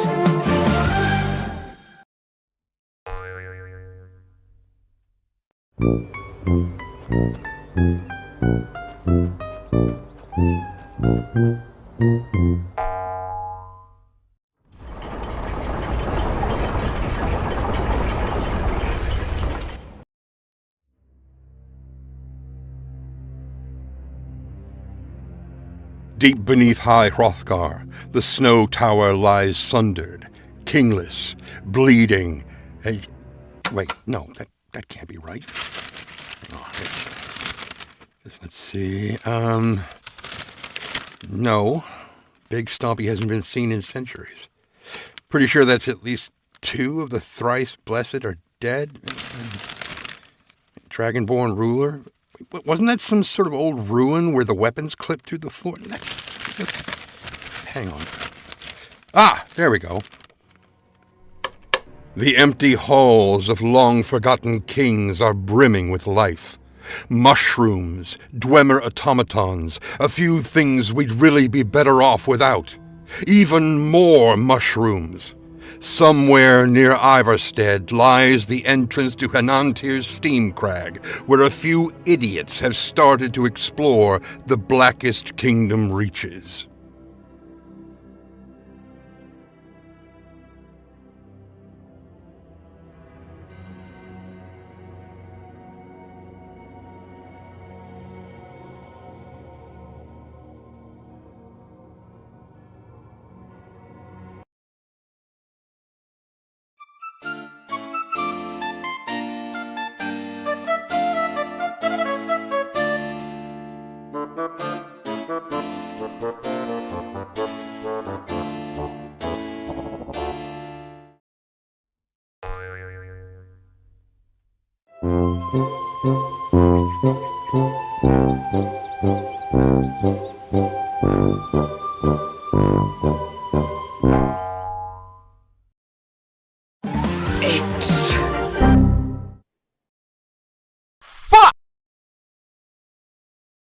So here we are, Arcane, the final show of Day 1 of Creation ModCon 2025.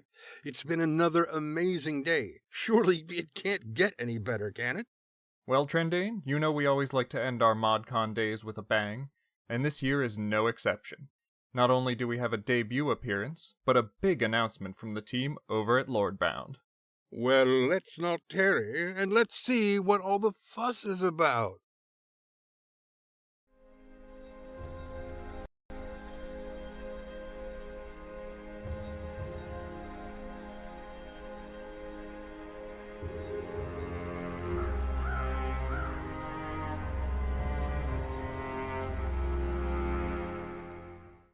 here we are with our third and final Lordbound stream. We're picking up somewhat where we left off from our previous one, which, if you watched it since then, was over on the east side of Gardale. So this time we're starting on the west side of the city. So, turning back this way. And we're going to be heading west and then south down into the swamps, which make up a large portion of the central part of the Iliac Valley. So, just for a quick introduction, my name is Kyria. I am the current project lead of Lordbound, and I wear a bit of every hat here. And I am here with Raz. Hi, I'm Raz. I am the quest implementer here. I also, like Kyria, wear many hats here at Lordbound. Kind of dabble in a lot of things that Kyria does, whatever Kyria does. Alright, so we'll be walking you through today's session, so thank you so much for joining us, and feel free to ask any questions if you have them, and you can always reach us on our Lordbound server on Discord, or reach out directly. Let's get going. Alright. Okay, so like I said, we are heading west out of Gardale, and the first things that we're going to be passing up here on this hill are some ruined farmhouses, general homes, etc. These were all damaged and destroyed recently in the Gardale massacre, where the orcs came through rampaging in Gardale and killed most of the citizenry that didn't escape as refugees. And just for a little context on that, I think we covered a little bit more about it during our previous stream, but it wasn't just a random sacking of a city. Previously, the orcs and the citizens of Gardale had a really amicable relationship, but some events recently have really caused that to go poorly. Yes, in fact, coming up here, we have Moloch's Stand, which is the kind of the first big bulwark of the orcs as you start heading west. And currently, it is you can see it's extremely fortified settlement that both operates as a military installation, but as well does have an actual settlement there with people working your day-to-day jobs and also working a mine.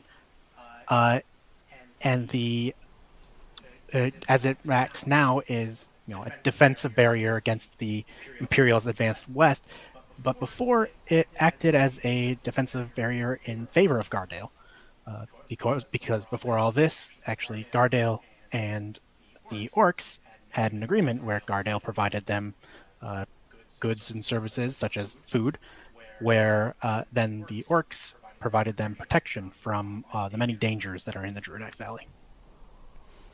So the current leader we just saw of Moloch's Stand is Shagrak. His father, the patriarch of the Maglock clan, which is the stonemason, also lives in a longhouse not too far over this way. We're going to kind of pass by under that as we start heading south to go towards the swamp. So we're just going to take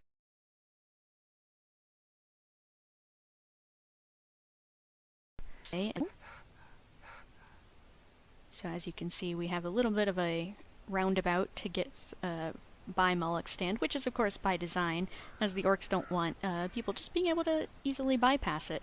And most traders or attackers or anything like that really wouldn't consider going down here towards the swamp to be an ideal way of circumnavigating the bulwark there at Moloch's Stand. As we'll see here soon, the swamp is a very dangerous place, and it is the last resort to go through the swamp. And in fact, as you can see here, as we come up on this, what looks like ruined settlement, you can see these ghosts that are actually fighting against one another. And these ruins, these kind of ruins and battle scenes are strewn about the swamps. They're kind of really echoes of the violent raids that were carried out by Nord marauders during the War of the Bender Mock, which took place many years ago. These swamps harbor many, many scars from the war, such as these restless ghosts, as well as we'll see later, some other not restless, not very much ghosts. As you're probably seeing, I wasn't exactly well equipped to fight these without the backup that I thought the friendly goats were gonna go for. So we're having a bit of an adventure. Oh. This is historical reenactment. Exactly.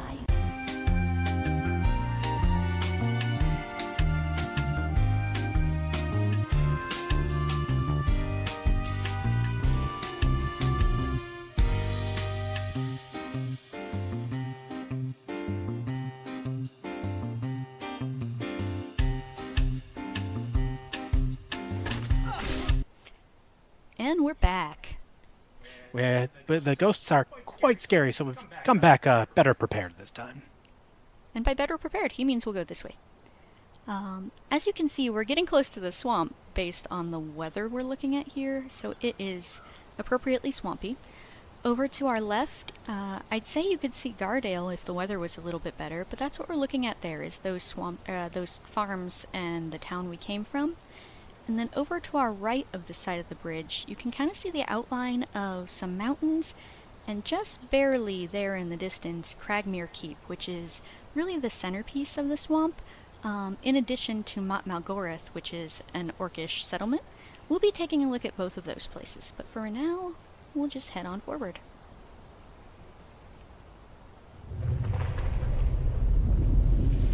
And it seems this watchtower is not quite as abandoned as it looks, and we have some enemies heading our way. Ah. So these are the Frostblade mercenaries. Would you give us a little backstory on them, Raz?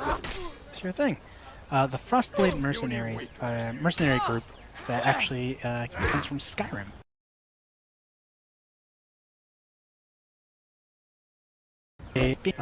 Nords, and you'll see them scattered about here in Cyrodiil as being mercenaries. They've come here to take part in the very tumultuous situations and make a bit of a coin. Thanks very much for that, while we get them out of our way. So it seems like they were trying to set up a little ambush looks like here. There's one more up there. Yeah. Right in front of you. Right in front. Oh, yep, he is Yeah, well he's hidden hidden. bushes. He has a ghillie suit. Yep.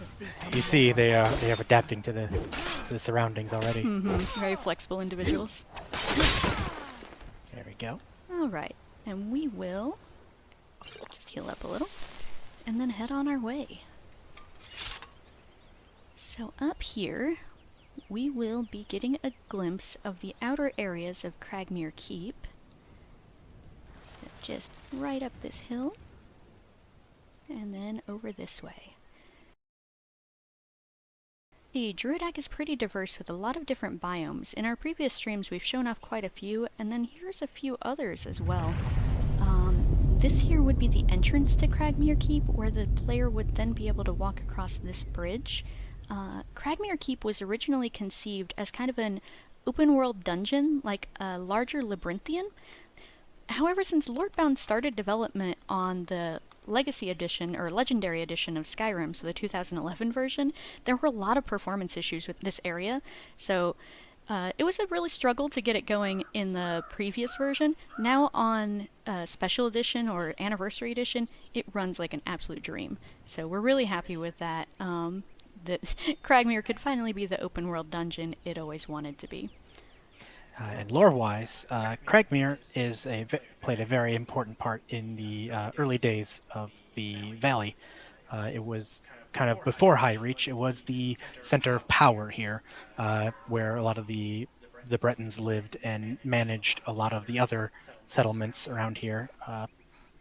But it quickly became untenable as the years went on, and eventually they founded and moved over to High Reach, kind of leaving this abandoned and eventually giving it over to the local Reachmen. So as you can see, we're not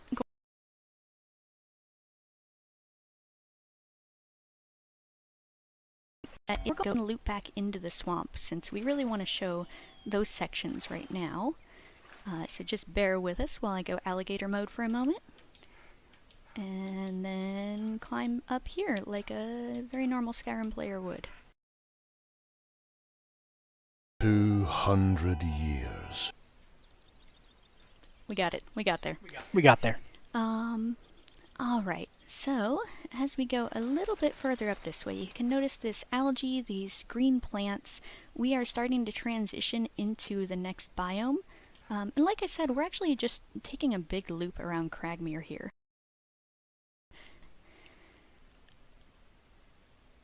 And here we are. So this is actually one of my favorite areas of the mod, just because it has just a really beautiful and haunting kind of look to it. And as someone who grew up in a really swampy environment myself, you know, maybe it just makes me feel very at home. We are going to start running into our first swamp walkers here.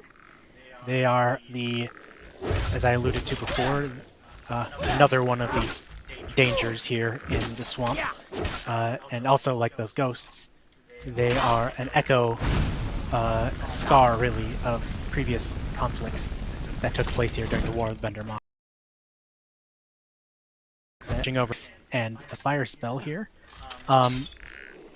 These walkers are, you know, your run-of-the-mill kind of Draugr seems like a run-of-the-mill Draugr at first, but once you kind of start taking them down a little bit, you notice that they get kind of tanky. Well, these spooky little swamp walkers here are a nasty habit of, you know, just kind of powering through everything unless you set them on fire. Like most things, fire will kill them. Yeah, it seems to be just kind of a relic from their, I guess, haunted, you know, existence. They have been determined not to die for several hundred years, and it seemed like unless the player comes through, they continue right in that same trajectory. So we're just going to do a little bit of cleanup here so we can move along a bit more peacefully and really appreciate what this area has to offer without being harassed too much. And of course, you know, these kind of like, you know, little secret like the hidden kind of technique of burning these guys. You either discover it through natural play, but also the Mont Melgorth that we'll be seeing soon has a lot of ambient dialogue that you can hear the orcs there talking about it, or even directly tell you, you know, hey, make sure you use fire, keep fire with you when you go out there. Which is part of like our goal to make the world feel really immersive.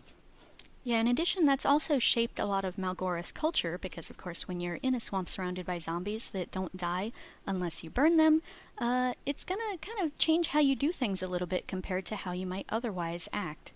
So I've gotten us a little bit off course here, but we're just gonna... It's quite windy and twisty here with a lot of little gullies and valleys that you can kind of get caught in an ambush from swamp zombies around here. For sure. Alright, we're getting out of there. Alright, so this here we're looking at now, over to our right is Cragmere, and directly ahead of us is Mont Melgorth itself. And we've got a particularly nasty enemy to our left, so I'm just going to try and circumvent him, because I don't want to die on stream again, to be honest.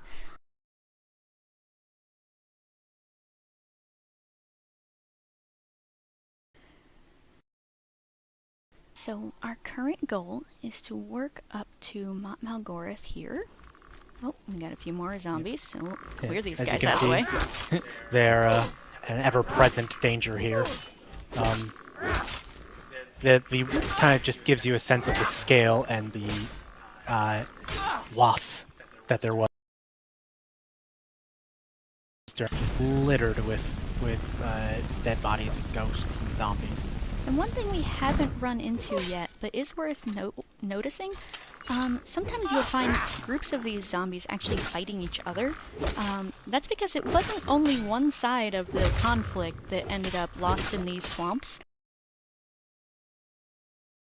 To wage that war against each other whenever they're disturbed. So we might run into that in the swamp, though so far it looks like we've only really run into the Nord side of the conflict. So as we continue forward, we'll possibly see some more of that, but...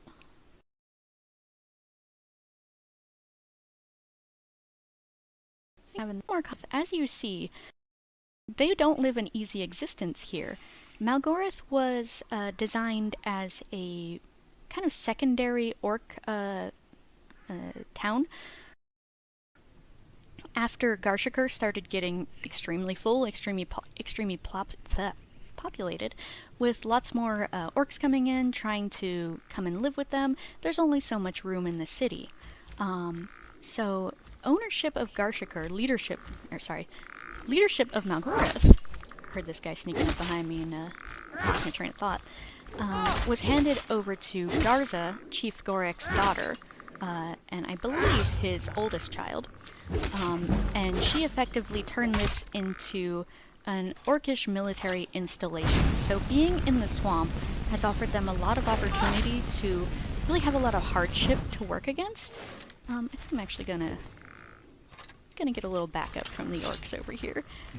Yes, the Mont Malgoreth kind of turned from this, dingy post to be put at, and once Garza took over, to becoming really a symbol of orcish prowess. And to be trained here under Garza is really you're becoming one of Garshakr's elite soldiers. Also an extreme test of your willpower, fortitude, and many other orcish qualities to be stationed in the swamp.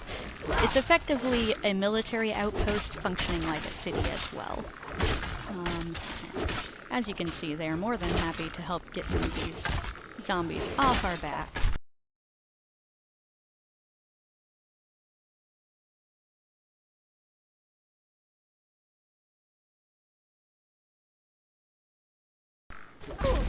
There are so many. Yeah, they're really feeling it today. It admittedly is a bit of an unusual amount of zombies, even for the swamp. Zombie kind of. Exactly, when the weather is right. Particularly swampy.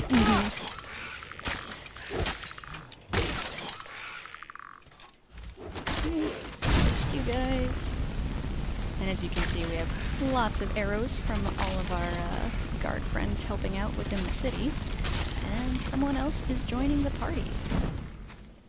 This is honestly a bit silly.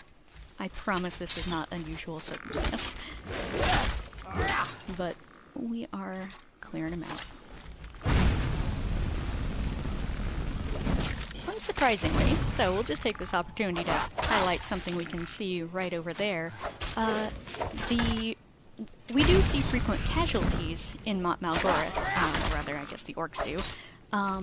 And as a solution to that, they do, of course, burn their dead, which is both the orcish tradition, but also kind of extends past that as more of a need in this area, since you don't want to risk any of your fellow orcs also succumbing to the swamp curse and climbing right back out of there. Okay. Alright. Let's quickly get inside. Exactly. Do a save here so we don't have to fight those guys again. Oh, it seems our guard ran off. Typically we have... Oh, that's unfortunate. My, those Malgoreth orcs are made of sterner stuff. Can't keep a good oak down. Alright, so this is the gate guard who is going to be arbitering our ability to actually enter Malgoreth. Like we mentioned, this is a pretty strict military post, so they're fairly less permitting than some of the other orcish cities who are more willing. So as you can see, he acknowledged me as an orc because my character is an orc, and he tries to basically say, you know, are you allowed in the city? And he's a lot less welcoming if you aren't an orc, of course. Basically, the player here is expected to offer a blood token. You can ask him a few different questions about that. You would have also had the opportunity to ask questions about that in Garshak's Vigil if you took the orc intro, or if you happen to have already visited Garshakr. There are a few different ways of getting that. There also may be some other ways you could try and get into this keep. For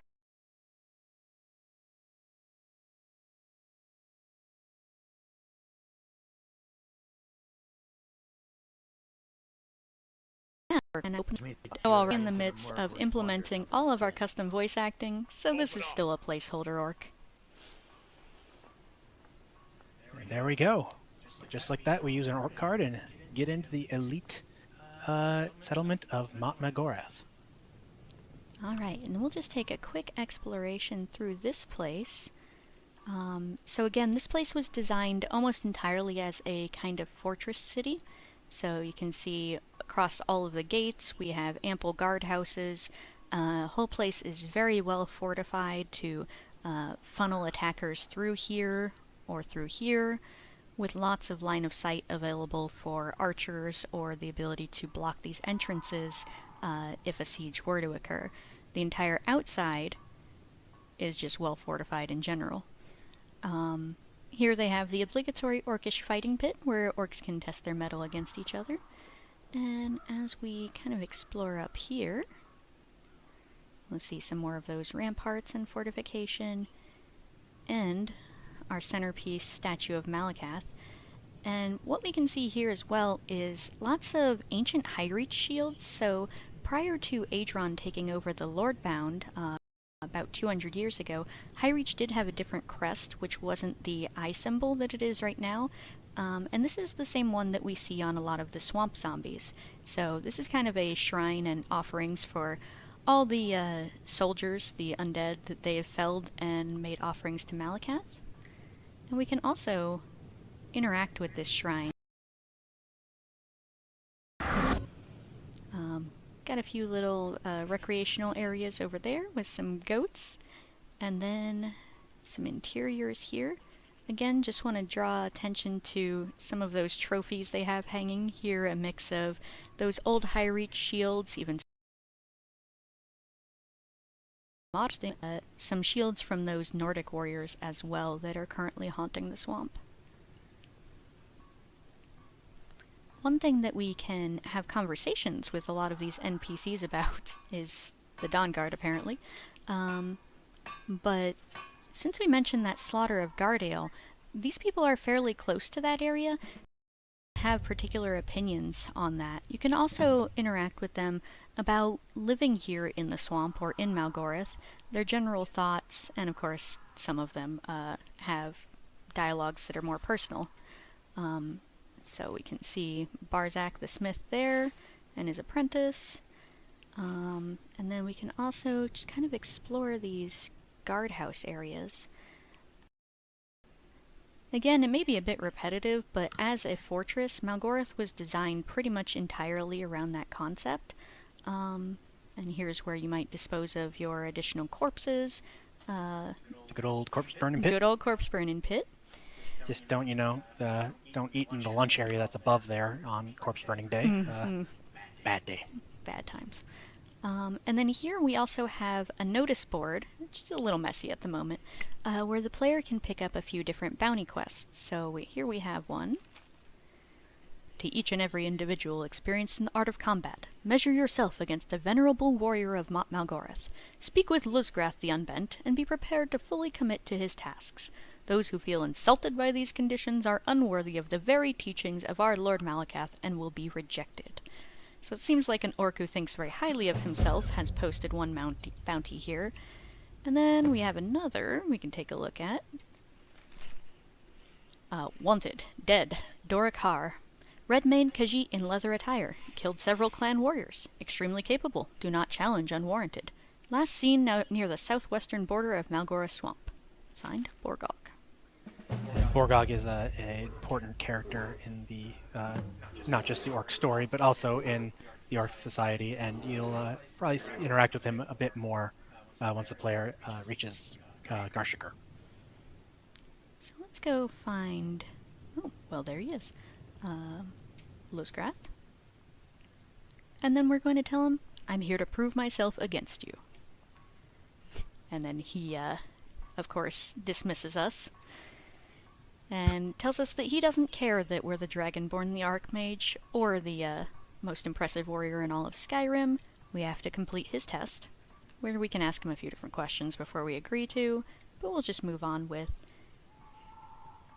There we go. And he's gonna kind of ruminate on his posting of the bounty board, and everybody should know, of course, about his test. And then we can just tell him to get on with it. What do you want? He's going to tell us he wants us to slay 12 warriors, overcome the might of a giant's beast, and that is who he deserves to fight.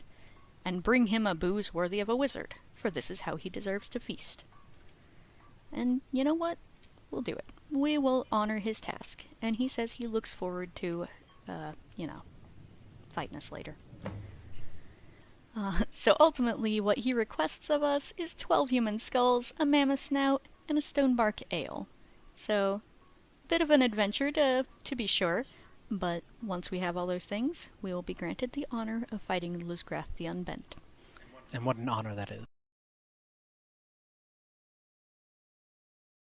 To find a particular Khajiit and challenge and ideally slay him to fulfill the requirements of that second option. So this is Malgoreth.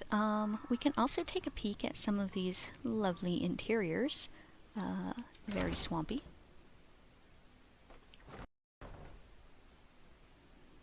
So this is the general store, appropriately cramped and clouded. Just kind of take a peek. These have very windy interior designs, and I kind of love them. Yeah, being in the swamp and being a military installation, you gotta be really compact and use your space very wisely. Oh, excuse me, sir. Oh look, a very one of the very, very rare clear days. Exactly. In the swamp. It's actually extremely uncommon. And then this is the mess hall, where everybody comes to feast, to eat, to gather. So then if we explore up here, we can see more of their barracks.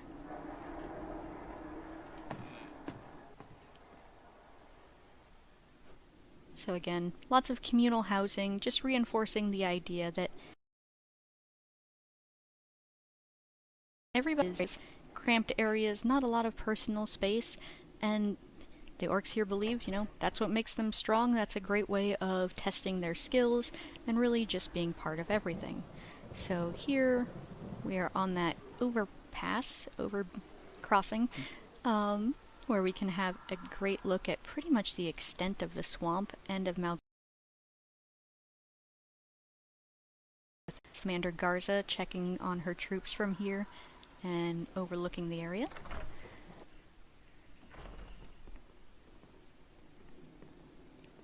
And we'll just take this to exit back out. Once again, just a gorgeous way to overlook Malgoreth. Now that we've seen the exterior of the swamp and Cragmere Keep, as is tradition with our stream, we're going to show you a dungeon. This one is the interior of the Cragmere Keep dungeon. So like I mentioned, there's an exterior portion and an interior portion. We'll be taking you through a walkthrough of the interior portion. We're inside the Cragmere Keep interior dungeon. So we talked about how there's an exterior portion. This is the interior part that is a bit of a more traditional dungeon, you know, load doors, skeletons, etc. So we'll just take a little creep around here. This is a bit of a non-linear dungeon, like many of our Lordbound dungeons are, and also, I would say, considerably bigger than the average Skyrim dungeon, though this is only a single cell, unlike some of the ones we've seen in previous streams that are multi-cell dungeons. So the interior here of Cragmere, and as we continue through, we'll see more of it, is really the remains of the old capital for the Bretons here in the valley. So, while it's gone to disrepair a long time ago, you can still see some hints of the fact that it used to be an impressive fixture many years ago. And we do, of course, have a few swamp walkers in here, just generally being problematic. I thought I could work through that. I could not. Very reasonable. It really, if nothing else, it demonstrates exactly how necessary the fire is, even when you're well equipped and well prepared. So we'll focus a little bit more on the critical path here, so that we aren't fully spoiling the entire dungeon for you. So clearing through some of these skeletons as we move forward, but yeah, you'll notice that we skipped some of the side paths back that way.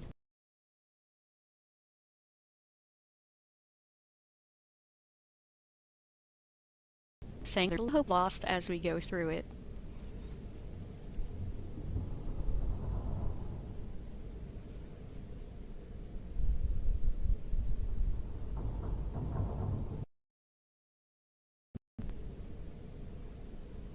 That's where we were, on the other side. Oh. Oh. Looks like we got some friends. We got the squad rolling up here. A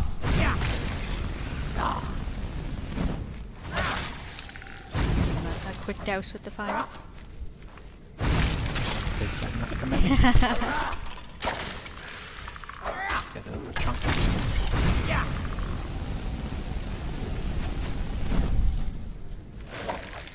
The tight quarters really don't help either. It's quite a different experience than fighting in the swamp, where you pretty much have like infinite area where you can roam and hide and so on. Especially when these are inconveniently outranging you. Exactly. Yep.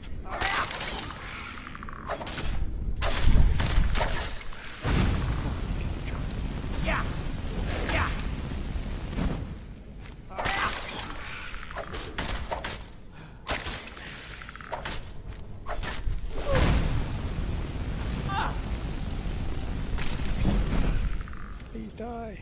Why won't you die? Nope, fight. That guy instantly. Take a couple of those for safety.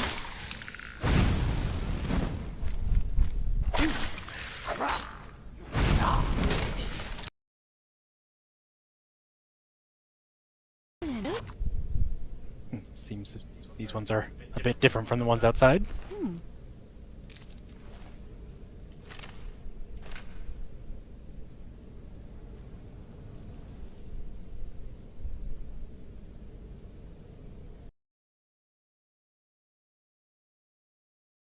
It was very moody for overall just kind of being a quote-unquote generic undead style dungeon. I think. Yeah, it's very small. It's small, tight, compact, but it has a lot of character to it. Like this. That's a character for sure.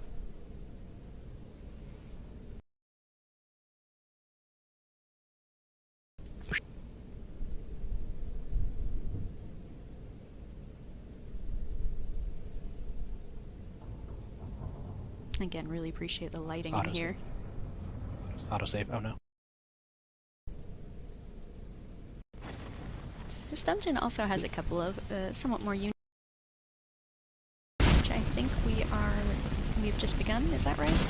Yes. This is a kind of like a wave, not defense, a wave attack kind of thing, where these several waves of these swampies will start coming out at you.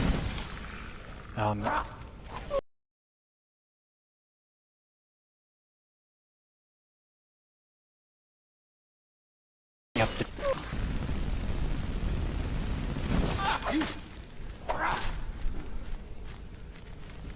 Honestly, if nothing else, this is a memento of why you really should lock your doors. If not,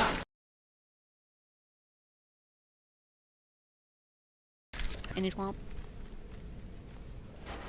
Proper ventilation also. Exactly. I believe those guys are coming at me still. These guys.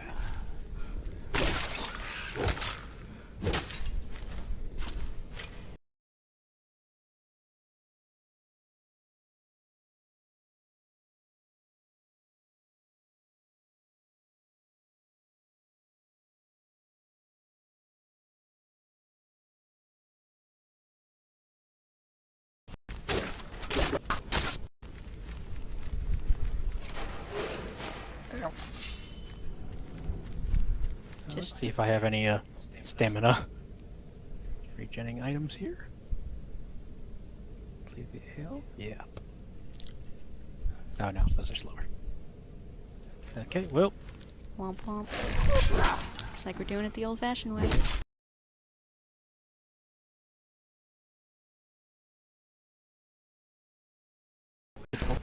Dungeons in this one as like we've seen before, they can be quite long, and while you can pick up, usual supplies along the way, don't count on having everything given to you.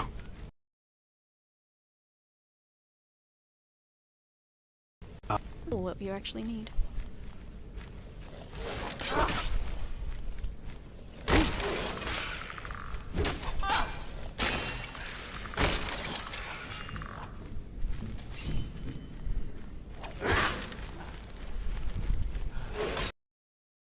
Many players stubbornly refuses to use fire because he doesn't want to put his greatsword away. Yeah.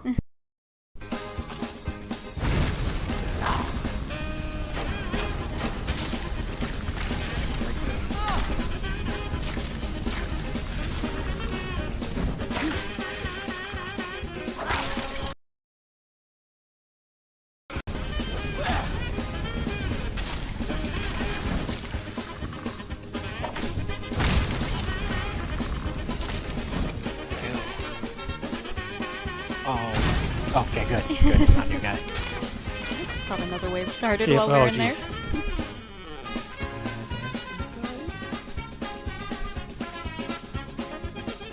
No. Oh my. He's gonna posture for a moment and you get the first shot. Yep. Like a true good gentleman. And as you can see, he's a mage, so he's weaker.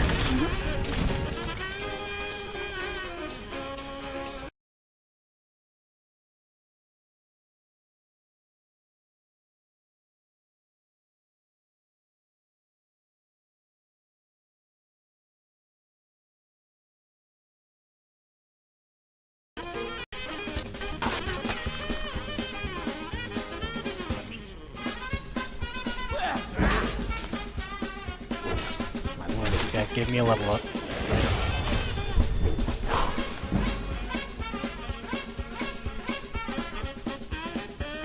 Gotta put all my points down. Which now I'm realizing that's probably why my stamina's all low. That'll do it.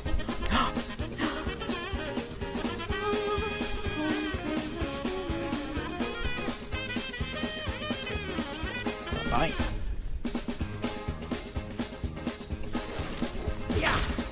There. So now I can power attack. And power attack. Yep. And now, lightly flumping.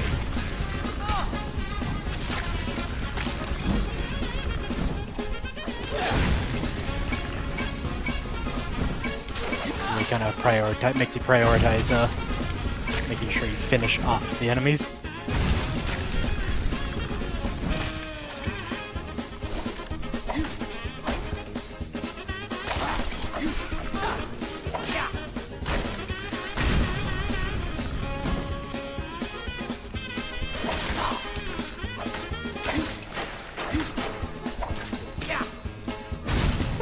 Righteous. Oh, almost out. Come on.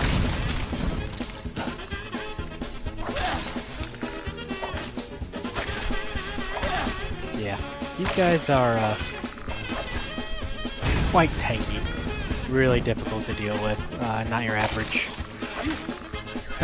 undead encounter.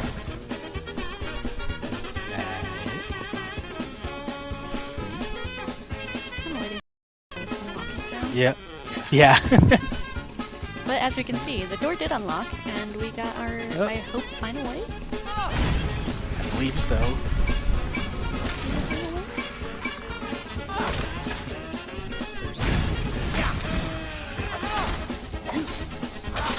As always, prioritize the mage.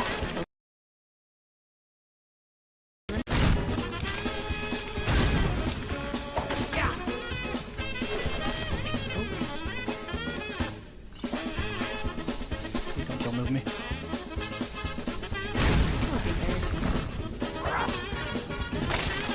Yeah. Dying on stream. That's the worst.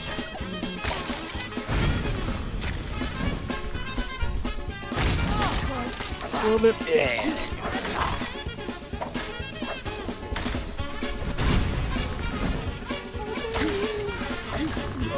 Because you Yeah, I'm not used to the whole, one-handed mage.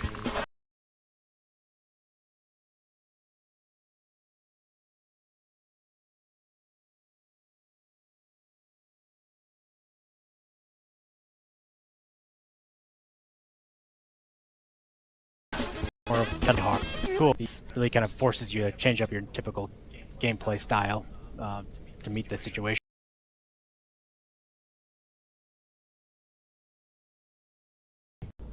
As we pull that lever, the way forward becomes apparent. Yeah, why don't we do a quick save here. There you go.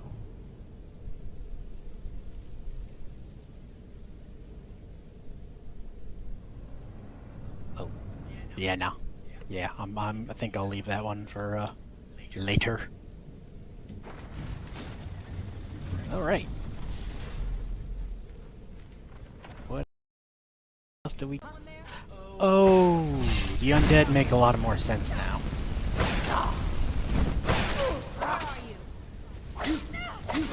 But luckily, unlike the zombies, I can hit these guys really hard. Don't need to use magic. Oh wow, that's so tacky. I know. She just resurrected her sister, just like that.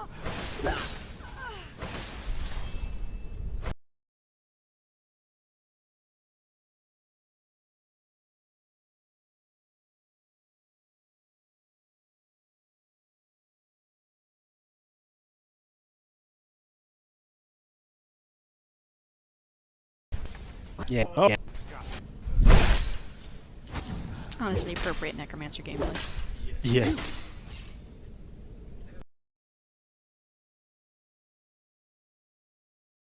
Hello. Place absolutely infested with them. Ugh. A long time coming. Mm-hmm. Good spring cleaning. There we go. One more around here.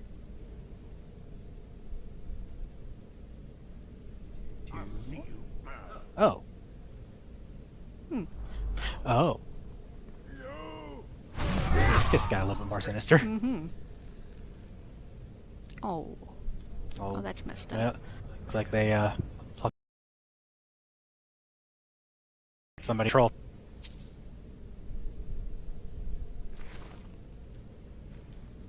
Rest in peace, buddy. At least those guys are content to just mill around. Yep.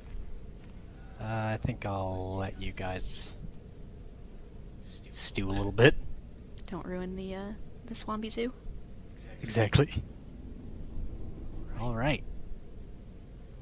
After the many ordeals of this place. And like I mentioned earlier, you can again see that kind of ruined grandeur that this place might have had at one point. Some of the storings and decorations are still in place. Everything else we can assume has been pillaged or overgrown, but as we kind of explore through here, we can see a lot of those different reminders of what this place used to be. Yes, it looks like that is the way out. So like I mentioned, this was a pretty short dungeon by Lordbound.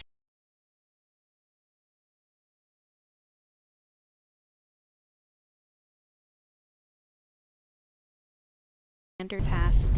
Nice glorious day out here. And now we're treated with this strange red glowing artifact.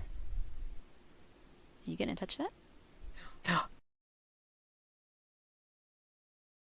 Okay.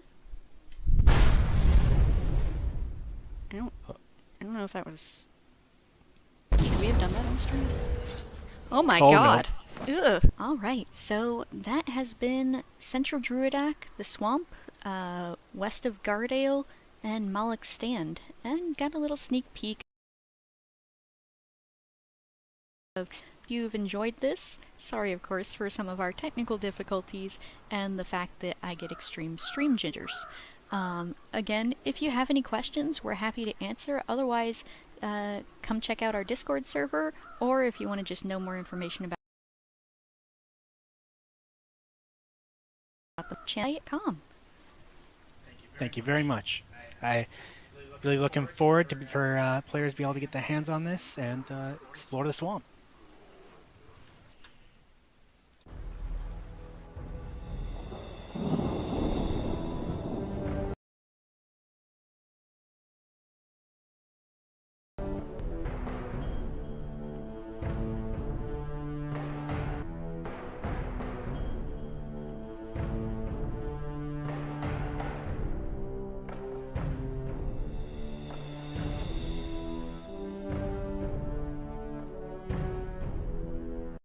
And we're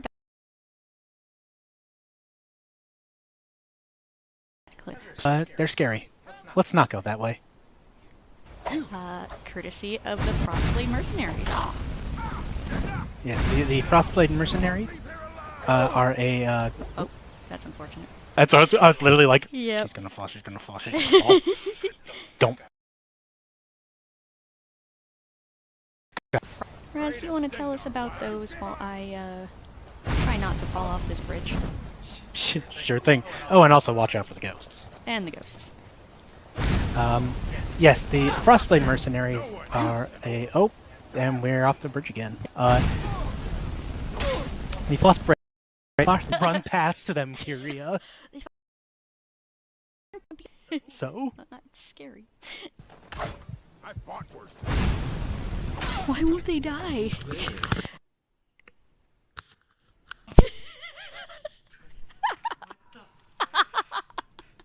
Oh my god.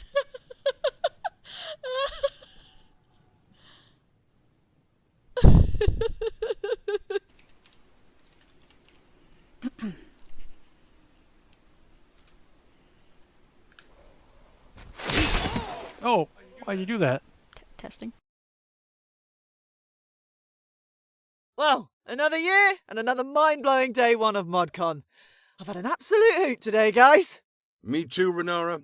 We've seen so many cool projects doing so many cool things today. And I was a pirate there for a little bit too, but it didn't last very long. Did any of you see? I saw that. You were very convincing, Mickey. Thanks, Captain Stu. At least somebody saw and cared. You know, I appreciate that. It was indeed an exciting day one for sure, but make sure you all come back tomorrow for Creation ModCon 2025 Day 2. We'll see you all then for more showcases and surprises.